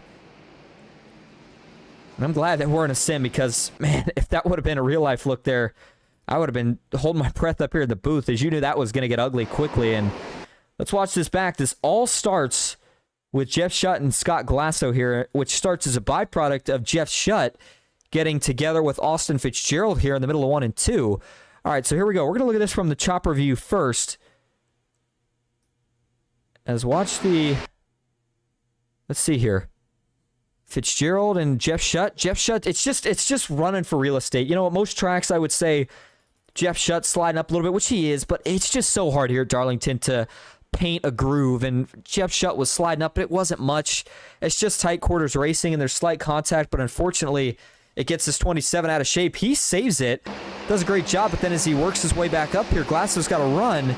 He's got to go low, and then Jeff Shutt, I don't know if there was some contact here, some net code, or if Jeff Shutt just thought he was going to get into the outside wall and then got a little bit loose. I'm not sure, but watch the 27 here as he gets up. The car starts to come back down, and that gets him into Scott Glasso. Wesser Jr. here just had absolutely nowhere to go. And man, that's a big, big hit. But watch this. This is where things are going to get ugly. And I said Glasso, by the way. I meant to say that was Wesser Jr. who slid back up onto the racing surface. And actually, was it here? Yes, it was. Yeah, Glasso rolled away here. Just gets slammed as a part of the melee. And there you saw Johnny McCulchuk, who looked like almost got up and over, but car ugly landed back on all four for him. Watch this again, but this time we're going to go to the onboard view here for Jeff Shutt, as I want to watch his hands here and see if this was, did he get into the outside wall, or was he trying to keep it off the outside wall, or was there maybe a little bit of net code that hooked this car back? Let's see here. So as he gets up here, yeah, he's definitely not turning to keep it off the wall. He's trying to correct that car, so something is making that car step out of line. I'm not sure if it's just him getting loose as he comes back up, or if it's just something to do with maybe the game thinking there was some slight contact between him and Scott Glasso. Either way, right here, let's see if this view does any more justice. Yeah, because it doesn't look like Glasso ever quite touches him there. And then this is where things get ugly. First off, this was a massive hit into the inside wall for both of these cars. Look at the, man, Wesser Jr., nothing he could do here. And then watch as the 12 here is going to slide back up. And man, this is, I don't know how they all missed him up to here, but this was just holding your breath and hoping somehow they'd all miss him. And then finally, man, what an impact. That's Michael Mueller in the 99. He gets clobbered by Jake Hickson after the fact. Jared Bundy, nowhere to go. And look at Johnny Michalchuk. Man, that thing almost did like a corkscrew to get on its side. A lot of good race cars completely destroyed, and that will be out of this race here tonight after that incident. Let's go back, give you a couple more views of it here. And this was the look that we initially had, and this is the most frightening one when you watch it at full speed. Just watch as everybody here is going to try to just sneak by, and oh, man.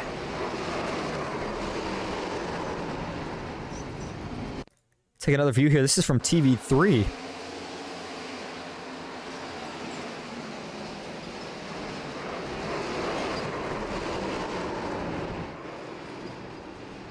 And I do also want to, at some point here, take an onboard shot with Michael Mueller, who was the driver that kind of got blindsided to this.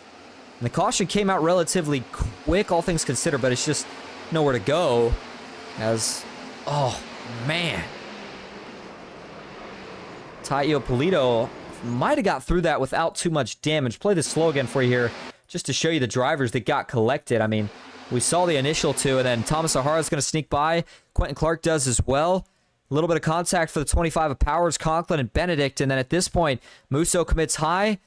Michael Mueller, nowhere to go. Cody Matthews sneaks by the first one. Fortunately, not the second one. Yeah, Iopolito, I think he gets by pretty much unscathed. Brandon Saylor, some contact there at the end. And then you see Danny Gutierrez, Ryan Haynes, Greg Bartlett all checking up at the end there to try to miss it. All right, and so final look we'll take at this wreck here is from the cockpit onboard view of Michael Mueller. Watch this. Green flag. Big impact. Going back up front because green flag is back in the air. 149 of 183 complete down into turn one. Jeff Marble, Austin Fitzgerald side by side. And Jeff Marble, remember how good he was against the 74 in the short run last time. What can he make of it this time? Try to get clear off of two. Bobbled, not going to be able to do it that time. By the way, they will be coming to 34 laps to go when they cross the line this time. So we're starting to get down to crunch time where tire saving will no longer matter.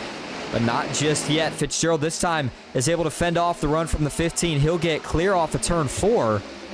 Tyler Marble is going to help his teammate out, gives him a little shot down the front stretch to give him some of that momentum back. And so they'll single file out pretty quickly up front, and you wonder if that settles everybody down, even though I know we're closing in on the end of the race, but if that last wreck, as big as it was and as many as it took out, if that kind of settles things down here just a little bit. By the way, Jeff Shutt, you see at the back of the field now, still major damage. Actually, that's Johnny Mahalchuk in the 72. Jeff Shutt, as it currently stands right now, is currently still running an 8th, so apologize. Got those two cars mixed up just briefly, as they both are running the Capitol Auto Group sponsor here tonight. And I was kind of wondering because I didn't think Jeff Shutt had got that bad of damage from that incident. But you can see where that initial contact was, still on his race car there on the left side door. And so Ryan Haynes just in front of this 27. What a comeback for Ryan Haynes here tonight.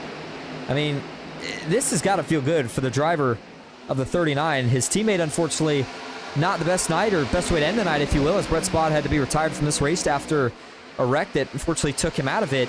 Ryan Haynes, though, the driver out of Center Hill, Florida, still running and running strong right now. He's up to 7th, up 5 from where he started, and still looking for more here. And still enough time in this race to make something happen. As we are closing in now on what's going to be 30 laps to go in just a few laps. And up front, battle for the lead is still fierce. Jeff Marble, again, how hard is he willing to push the issue right here to try to get around the 74 of Austin Fitzgerald? Out back on the cockpit view here for just about a lap or two.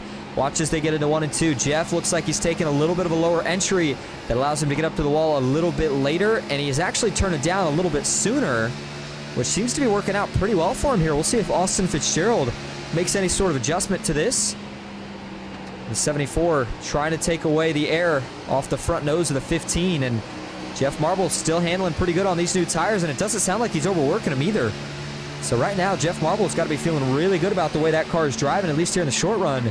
This is Tyler Marble currently sitting back in 3rd watching these two, and if they get together, you know, he's going to be there and be ready to pounce. Danny Gutierrez still sitting back in the 4th spot is, oh man, Quentin Clark.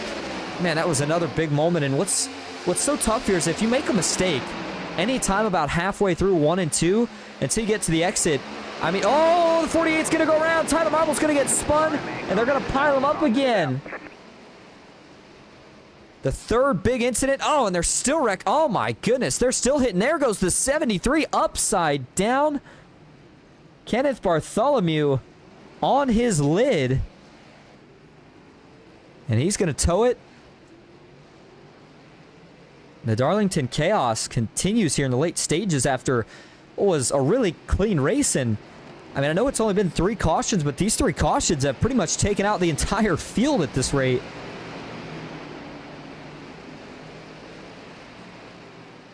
All right, well, let's go back and take a look at it here. It all starts with Tyler Marble and Danny Gutierrez. As watch here. Back this up even more, actually. Let's see here. Watch as they get into the corner. Danny Gutierrez is there.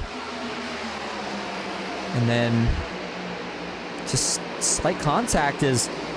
That one's a little tough to say in the sense of Tyler Marble certainly looks like he was running a lane higher. But then, I mean, Danny Gutierrez, he needs a little bit of room to work, and I think maybe Danny just slightly misjudges it at the same time that Tyler Marble's kind of creeping down just briefly, and that slight contact, and then Danny's just not quite able to get off of him in time. The 48 goes around as he gets slammed by the 00, and then they all just start piling in from there. Andrew Russo gets his front bumper ripped off, and the 73, you saw he got upside down at the end. We almost had a car go over on the last wreck. This time we actually did. And watch this here again. The 08 of Gutierrez right there. Just slight contact here. And I do want to go to the onboard view here for Danny Gutierrez, who again I think maybe just slightly misjudges it at the same time as Tyler Marble's slightly creeping down. It's just slight contact. And then right there's the big hit from out back from Quentin Clark, who of course, you know, he's got a group cars behind him. He can't really check up. And then that's a big hit for Jacob Musa, who had been having a terrific night up to that point. Unfortunately, that's going to end his chances. Christian Losgen, Jeff Shutt, or excuse me, not Losgen, that is just Jeff Shutt, rather. And then there's the 73 who goes up and over. Not sure exactly what sent Bartholomew over because they were already slow. So, you know, it wasn't any kind of blowover or aerodynamic flip. Must have gotten wedged up by another car here. Let's see if we can figure it out. So the wreck happens. He's going through 3 and 4. He's checking up. He's going to go to the inside here. And it looks like it's a good choice initially, but then the last second here, the gap's going to close up, and yeah, it kind of gets pinched, and then it looks like almost like the left side tires kind of catch on the pavement just right to kind of propel that car over. And you can see here he's slamming the throttle, hoping maybe it'll flip it back over, but it just doesn't. As you can see, the bumper covers everywhere. All the different cars involved in this one. As they all get it straightened back out and try to get back up to speed. Watch this from the blimp cam.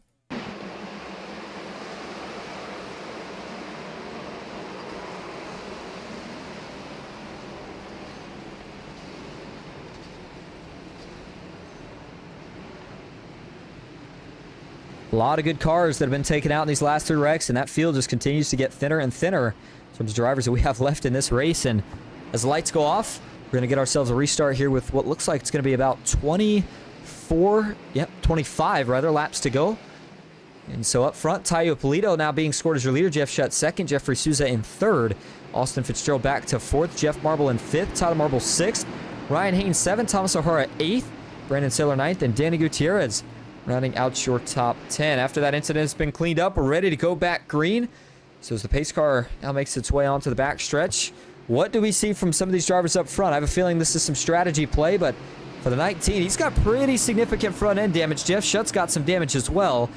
Neither of those drivers need to necessarily win. I'll tell you who does need to win, though, and that's Jeffrey Souza. Outside car on the second row. And so if you're Souza here, this is a huge opportunity. If he can find a way to get around these two up front, and that 74 gets held up, who knows? Maybe he's got enough here to control for the final 25 laps or so of this race. All right, here we go off of turn 4. Working back into the Geico restart zone. It'll be 25 laps to go. Green flag is back in the air at Darlington. And it's a good restart from both cars on the front row. Taio Polito's going to send it off to get clear into turn 1, and he will. Austin Fitzgerald, his teammate in the 74, is trying to follow him through. The 74, nothing doing just yet. Oh, the 15. Jeff Marble, that was really, really close right there. He had a bit of a bobble, but the 19 is off and away to the races right now. And Jeff Shutt, who settled in the second here, he's going to have a lot of pressure momentarily from the 74 Fitzgerald, who knows he has got to go. He's got to get around this 27 soon if he wants to have a shot at his teammate here. Jeff Shutt, though, he's in a similar boat to where if he can get around this 19, let them get racing out back, maybe he's got a chance to grab his first win of the season right here. And it'll be 23 laps to go, and that is not a long time here at Darlington, but here we go. Jeff Shutt's going to take a look to the inside, battle for the lead, side by side through 1 and 2. Can Jeff Shutt get clear? Yes, he does. Jeff Shutt's going to go to the point at Darlington. And remember, both of these cars have damage. They've both been in wrecks, and yet somehow they are the two cars that are leading the field right now. Man, Jeff Shutt, he's already got himself locked into playoffs, but what a win would mean to him. He wants to try to gap this thing out, though, a little bit because, again, even 20 laps, once we get to that point, it may not be a lot to go, but it's more than enough for that 74 to get back up here and get racy with this 27. Taio Polito, though, has not let his teammate go as of yet. Still trying to fend him off for the moment as it's about 0.3 of a second is... Ooh, it sounded like we had somebody blow a motor further back, but seems like everybody's okay for now as... Well, we did have one duck onto the apron there, but I think that's coming out of the pits. Yes, it is. The 12 Wesser Jr. making his way out after being in an earlier incident. And here comes Jeff Marble, the 15 now, starting to tear back through the field. Fresher tires may be the best friend here for this 15. We'll see how quick he can get around Fitzgerald and Polito. Austin's got another run here. How friendly will the Dynamic Auto Sports teammates be here to the 15 if he's faster? This late in the race, I think you got to try to fight for every position you've got, so I don't look to see Fitzgerald or Ty necessarily just let him by at this rate. But Fitzgerald finally going to set up the move, and Taio Polito, I don't think is going to fight him too hard for it. Jeff Marble, though, he's going to try to sneak by with this move as well. Does he have enough? Not quite. He's got to stay alongside Ty. Yes, he does. And he'll drag race him down the front stretch here and then try to send it off to get clear into turn number 1. And, yep, sure enough, Jeff Marble will get clear, so now that moves the 15 up to third, the 74 up to second. And, man, Jeff Shutt, His rearview mirror is going to be filling up with this 74 in a hurry. That's the look out back, and that's the look inside the cockpit on the bottom right now for Jeff Shutt, who is doing a lot of mirror driving. He is out in front with a chance to potentially grab a win at one of the most historic tracks in the sport, and to grab a crown jewel here if he can win his own sponsored race. How much bigger of a deal would that be? Fitzgerald still closing it in slowly but surely. The gap sits around 0.3 of a second. But all it takes is one bobble. It's now 19 laps to go here. And when he gets there, if you're Jeff Shutt, what do?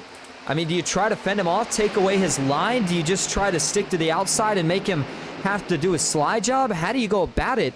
That's going to be the question here, as Jeff Shutt is going to have to drive the 18 best laps that he has had all season right here to fend these two off.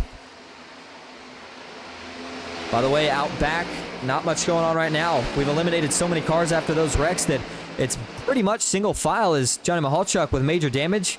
He will be the next car to go a lap down once they get to him here. But yeah, you can see most of them single file or damaged, as in fact we've only got 8 cars on the lead lap right now. And you can see 3 of them here within one camera view, as there's Johnny Mahalchuk staying low. He'll let everybody go by as he probably roots on his teammate in the 27 as he watched him go by. And the gap has now closed down to under 0.2 of a second. Jeff Shutt is really going to start to feel the pressure now. Fitzgerald, you wonder if he was trying to methodically work his way up here to not overuse his stuff. And if that was the case, it has been working out to just about perfection. But look at this. Jeff Marble is now going to get challengey with Austin Fitzgerald. That is exactly what Jeff Shutt is going to need to happen. He needs these two to get racy to keep him from trying to fend off this 74 once he gets there. But right now, Fitzgerald was able to fend off that lunge, if you will, from Jeff Marble. And so now he's going to set his sights back on the 27. And we're keeping the action up here all the way to the finish, because this is the battle for the win right now. Now, granted, all 3 of these drivers locked in, but again, I mentioned it. It's still a crown jewel win, and it is still momentum going into the playoffs, which start next week. Fitzgerald wants to continue the hot streak. Jeff Marble wants to continue the spark of the hot streak after getting that win at Michigan. And then Jeff Shutt wants to grab his first win of the season after coming so close so many times. He's had a couple podiums in the last few weeks. But here we go. Fitzgerald's got to run. Is it enough to take a look to the inside? This time into 3. No, he doesn't. Fitzgerald's going to back it off. Right now, he seems to be content with just trying to force the 27 to make the mistake. And I don't know if that's what Fitzgerald was expecting. A little bit of a different line right there from Jeff Shutt.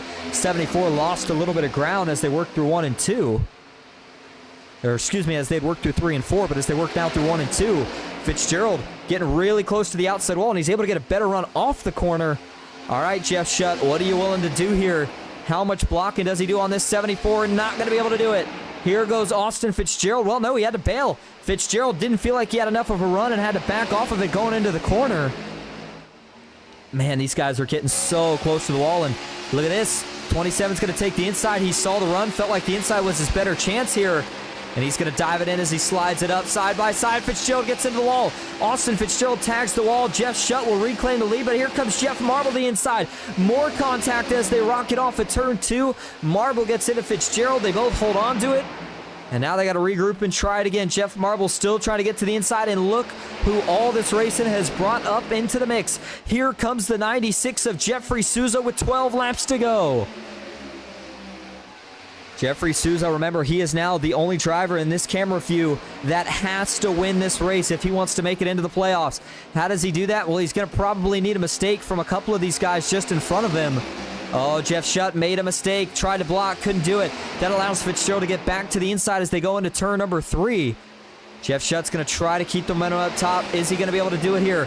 Not able to do it there. No crossover. Now him and Jeff Marble bang doors. Jeff Shutt gives up the lead. Nothing he could do. Man, what a fight that was from the 27. Not able to hold on, and now Jeff Marble's getting stuck in the frustrations of being stuck behind the 27 here.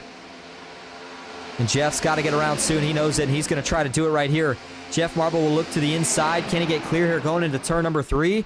Yes, he does. He'll slide up. That's another position now for the 15. As Jeffrey Souza, he's going to try to get around as well here off of 4, and he'll get clear. Final 10 laps here in the Capitol Auto Darlington 250. Austin Fitzgerald leads the way. Jeff Marble in second, and Jeffrey Souza in third. Fitzgerald has overall been the best car all night. Jeff Marble, though, has found speed late in the going. He's 4/10 back, and man, you almost feel like this is just like the Cup race on Sunday, the setup. 10 laps to go. Jeff Marble's got a chance, but he's right kind of in that bubble, that dirty wake, if you will, where to get any closer, it's going to be tough here. I mean, he is going to have to use up his stuff and just hope that it sticks all the way to the finish here. That's exactly what he's doing as he climbs all the way up the racetrack, lets off a little bit of brake, and then throttles it back down as they get onto the backstretch. And oh, caution is out. Caution is out. Trouble further back here as it's the 72. Johnny Mahalchuk, one of the drivers who already had major damage. And I don't know if you're Jeff Marble, I don't know if you wanted to see that or if you didn't want to see that. If you're Fitzgerald, I feel like you probably didn't. But either way, for Johnny Mahalchuk, he brings out what is your 4th caution here tonight. Let's see what happened here. I believe it was a solo car incident. Now, for what it's worth, this car is pretty beat up here, so let's just hop to the cockpit view and see what got this thing looped around here. He's kind of riding the apron and the banking, and oh, he just gets loose and then overcorrects, and a couple cars, I think, were able to sneak by him there without hitting him. Yep, sure enough. That's a tough position because, you know, Johnny Mahalchuk, he's out here, he's trying to finish the race, earn whatever points he can, but when a car's that damaged and it's not driving right, it's certainly going to frustrate a little bit of the field when they find out what the cause of caution was, but that was a pretty hard hit, and if he didn't already have enough front-end damage, well, now he's got some more as he goes nose first into the wall, not once, but twice during that spin. And it comes to a halt just about a couple hundred feet from the start-finish line. All right, so as we go back live up front, Austin Fitzgerald is being scored as your leader. Jeff Marble second, Jeffrey Souza in third. Then you've got Jeff Shutt in fourth, and Brandon Saylor currently rounding out your top 5. All right, just before we go back green, we're going to take a quick break because it's going to be a crazy restart. Stick with us for the finish at Darlington.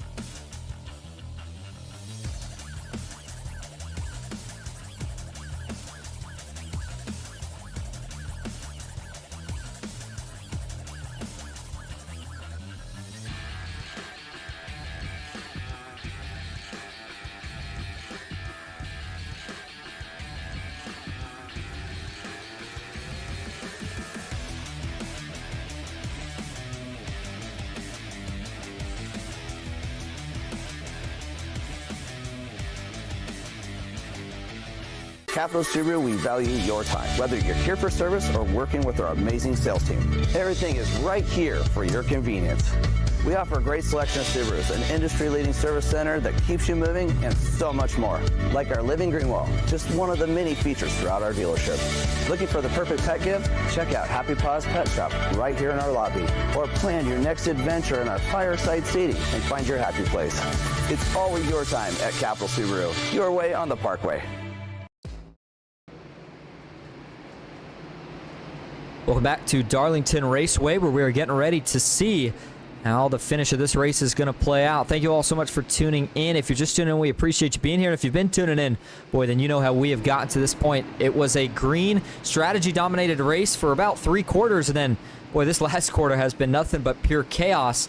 And now, what more than a 4-lap shootout to decide the winner of the Capitol Auto Darlington 250. Jeff Marble, Austin Fitzgerald will line up in row 1. Jeffrey Souza, Jeff Shutt line up in row 2. And then Brandon Saylor. Where did the rookie come from here tonight? All that damage, but he's still going to have a chance because he'll line up on row 3. with the number 19 car who's also damaged. That's Ty Iopolito.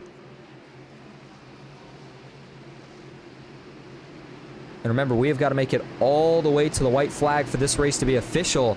That's still a long ways to go based off the way things have played out so far here tonight. So we'll see what happens. But right now, Jeff Marble, he's getting ready to lay it all out there. Austin Fitzgerald looking for race win number 10 to round out the last race of the regular season. It has not disappointed so far. Get yourself strapped in. Here we go. It's going to be a drag race all the way through to the finish. Back into the Geico restart zone. Green flag back in the air. 4 laps to go at Darlington. It's a great restart for the 15 of Jeff Marble. He's going to match and now surpass the 74 going into turn number 1. Fitzgerald had some pushing, though, that helped him out. Jeff's going to try to work him up the track here a little bit.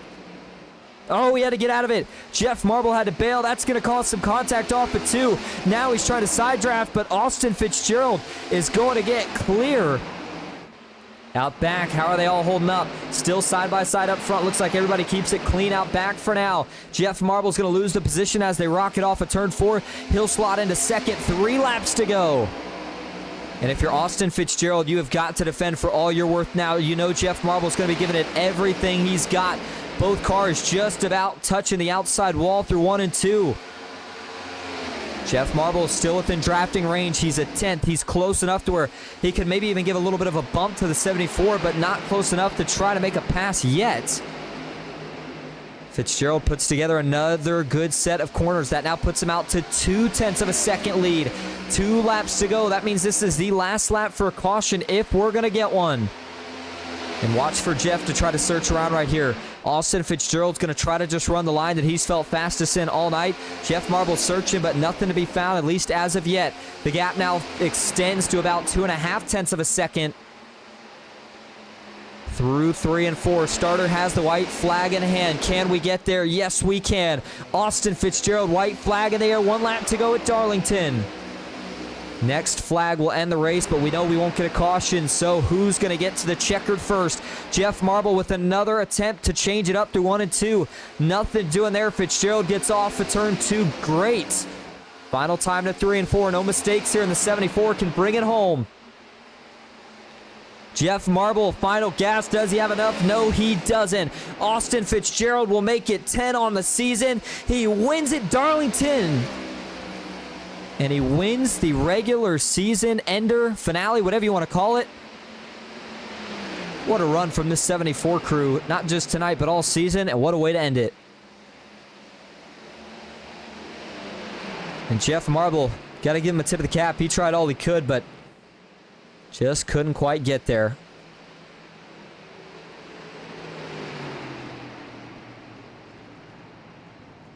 So Austin Fitzgerald, the driver out of Las Vegas, Nevada, again, 10 wins on the season. Think about that, 10 wins in a season which I think has about 32 races or something of that nature. Just pure dominance is all you can really say, and continues here tonight with the crown jewel win here at Darlington. So as he burns it down, we'll take a look at the rest of your results. Fitzgerald again the winner, Jeff Marble second. Jeffrey Souza, man, a great run here tonight, but it doesn't look like it'll be enough to advance him into the round of 16. Although, I say that, I guess I should make sure. We'll see how Jacob Musso finished, which was 16th. Yeah, I don't think it's going to be enough for Jeffrey Souza. Either way, though, a good third-place finish. Ty Iopolito brings home 4th, Tyler Marble in 5th. Jeff Shutt in 6th with Brandon Saylor in 7th. Thomas O'Hara 8th. Danny Gutierrez 9th. And Greg Bartlett rounding out your top 10. Bill Benedict in 11th. Andrew Russo 12th. Glenn Grigsby in 13th with Brian Conklin in 14th. Jake Hicks in 15th. Jacob Musso in 16th. Johnny Mahalchuk in 17th with Matthew Geiringer rounding out the top 18. And 19th and 20th here tonight is going to be Tracy Powers and Christian Lostian. 21st, Kenneth Bartholomew. 22nd, Quentin Clark. Cody Matthews, 23rd. Wesser Jr., 24th. Ryan Haynes, 25th. Alan Bajari, 26th. Mark Sabak, 27th, with Scott Glasso in 28th. Michael Mueller, 29th. Jared Bundy in 30th. Brett Spott, 31st. Roger Shelton, 32nd. Kyle Oakley in 33rd. And Anthony Hanley finishes the field out tonight in 34th. All right, we're going to go get your top 3 in here for interviews. Stick with us. We'll be right back at Darlington.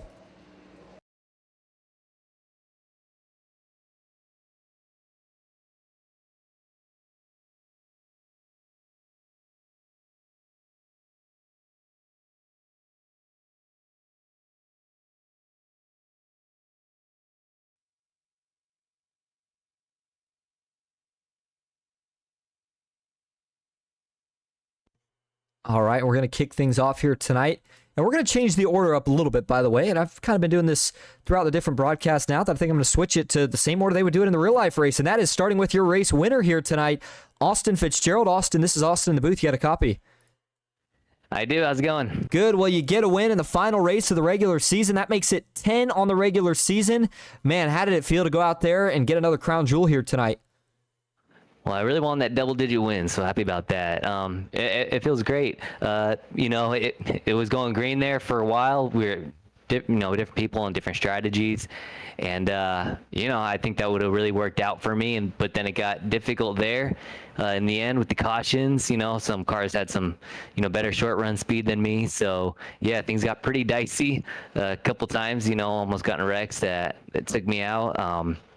And unfortunately, I was involved in a couple wrecks there that, damaged some other cars. But, that's Darlington. Everybody's kind of just racing for the same real estate here. It's really, really hard to pass. But fortunately, kind of just being patient and just trying to race the track more than people around me, I feel like really paid off.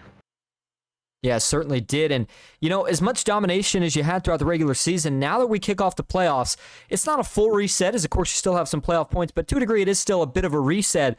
And the first round of tracks is just an absolute wild card. So what do you kind of expect, and how do you kind of change the mindset here as we go into the playoffs? Well, it's a little bit of relief just having those sets of wins, because that gives me a good, buffer and points for the playoffs. So I could have a couple bad races here and there, even in the first couple rounds, and probably still be okay. I don't want to jinx myself by saying that, but yeah, so having that buffer is really nice. And honestly, this stretch of the season, I like it the most because we have some road courses in there. I like road courses. We have short track, short flat tracks, which I really like. I think we have a couple, speedway races where I just kind of got to be careful and stay out of the wrecks. But no, I really like this stretch of the season. I'm feeling pretty good about it, and just going to try to make that push, make a deep run, and hopefully get into the Final Four and, compete with a few other people for a championship. But first we got these first couple rounds, and we'll just do our best there and see how it goes. Indeed. Well, hey, thanks for talking to us here tonight, Austin. So before we let you head out for the final time during the regular season, is there anyone you want to thank or shout out? Just like always, shout out to my family, my wife, my kids. It's a lot of time I put into this, racing Mondays and a couple official races here and there through the week. So, thanks to them just for being supportive and just I can't say enough, how much it's just, I guess it's just a game, but it does take sacrifice when it comes to time. So the families do a lot when it comes to this. And thank you as always for the broadcast. Shout out to everybody in the league. We got a lot of green flag runs today, and that's really hard to find in official racing. So just shout out to everybody keeping it clean for the most part in FastTrack Sim Racing. And as always, shout out to Dynamic Auto Sports, just bringing great sets week in, week out. Fortunately, Alan couldn't make it into the playoffs. A couple of bad races there kind of defined him not being able to get in. But fortunately, I'm able to race with a couple other teammates, Jake and Ty. So good luck to them as well. And again, thanks for talking to us, Austin. Congrats on the win here tonight, and we will see you next week to kick off the playoffs. Thanks, Austin. All right, now we'll move on to your second place finisher here tonight. That's Jeff Marble. Jeff, this is Austin up in the booth. You got a copy? Yes, sir. How are you, Austin? Good. Well, man, a good race for you overall. Seemed like you were playing a little bit of a different strategy. So before I ask you anything about the finish, how did you feel that race was going to work out for you if things would have stayed green? I don't know. My math was off, I guess. I was doing 50, 100, 150, and then take it to the end. And I guess these guys broke it into thirds, so they only needed to stop twice. So I'm not sure how it would have worked out, because I was talking to him after the race in the post-race interview room, and I'm like, Austin, I think I would have had you. He goes, you think so? I'm like, yeah, I think so, because you guys had a pin another time. He's like, no, we were good. I'm like, oh, well. So, but I'll take speed with fresh tires over struggling on really old tires. So it would have been interesting to see if it cycled through, but what are you going to do? Yeah, certainly would have. And I mean, looking at the finish there, you kind of got a reset button yourself there towards the end of the race with that first caution. And boy, things started to get really chaotic. But I mean, nonetheless, those last two restarts looked like you had a shot. What else do you think you needed there? better restarts.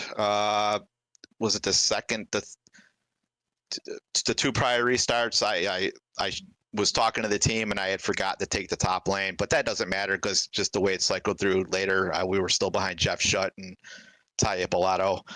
But anyways, yeah, I tried to, on the very last restart of the race, I didn't let off the gas at all going into turn one. I tried to muscle them through there, kind of a game of chicken, then to see who would let off first. And we got together a couple times. We got together, and it was fun as hell. I'm glad we didn't die. I'm glad we all kept on going.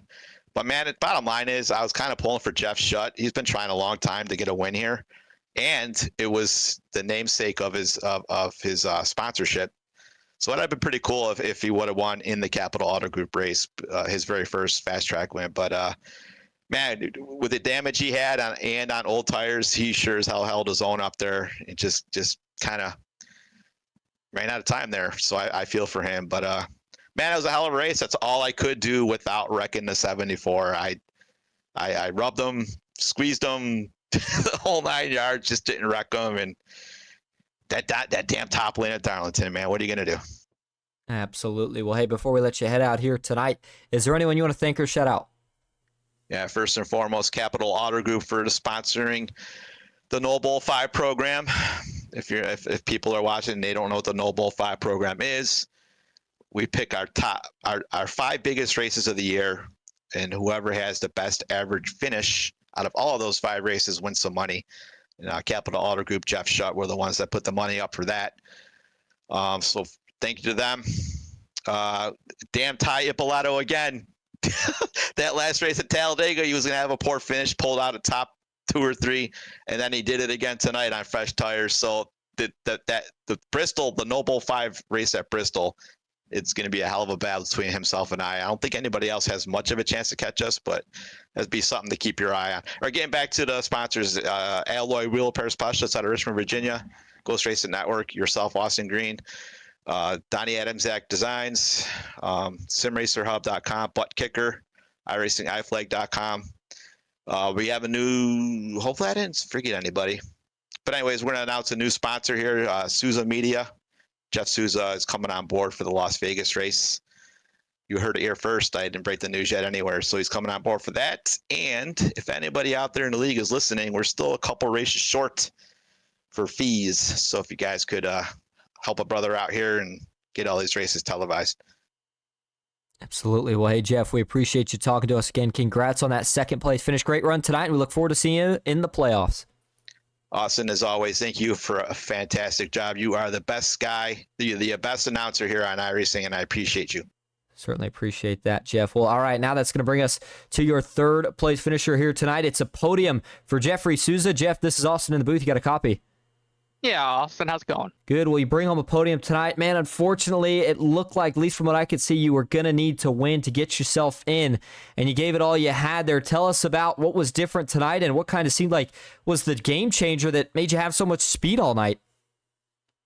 Yeah, we worked a lot of time on this setup this week, and it worked really well. Overall, in different types of conditions, we really worked in these very similar to what we were going to end up with tonight for conditions, a little bit cooler, honestly. So I was a little bit surprised that it wasn't as bad as I thought it was going to be. It was definitely tighter than I wanted it to be most of the night, but that one caution we had, I was able to make a little bit of a change, and I think from that point on, it was better. But I think long run, we were one of those top 5 or 6 cars. That first long run we had, we moved our way up.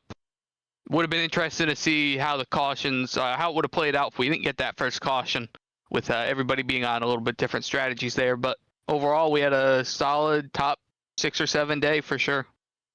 Absolutely. Well, I know maybe you're not going to quite make it into the round of 16, but nonetheless, still got a lot of races ahead and a lot of winnable tracks. So does the mindset change from here, or does it stay the same and you still try to search for that first win before we get to the end of the season? Yeah, I think the mindset kind of stays the same. We'll go out to the next 10 races.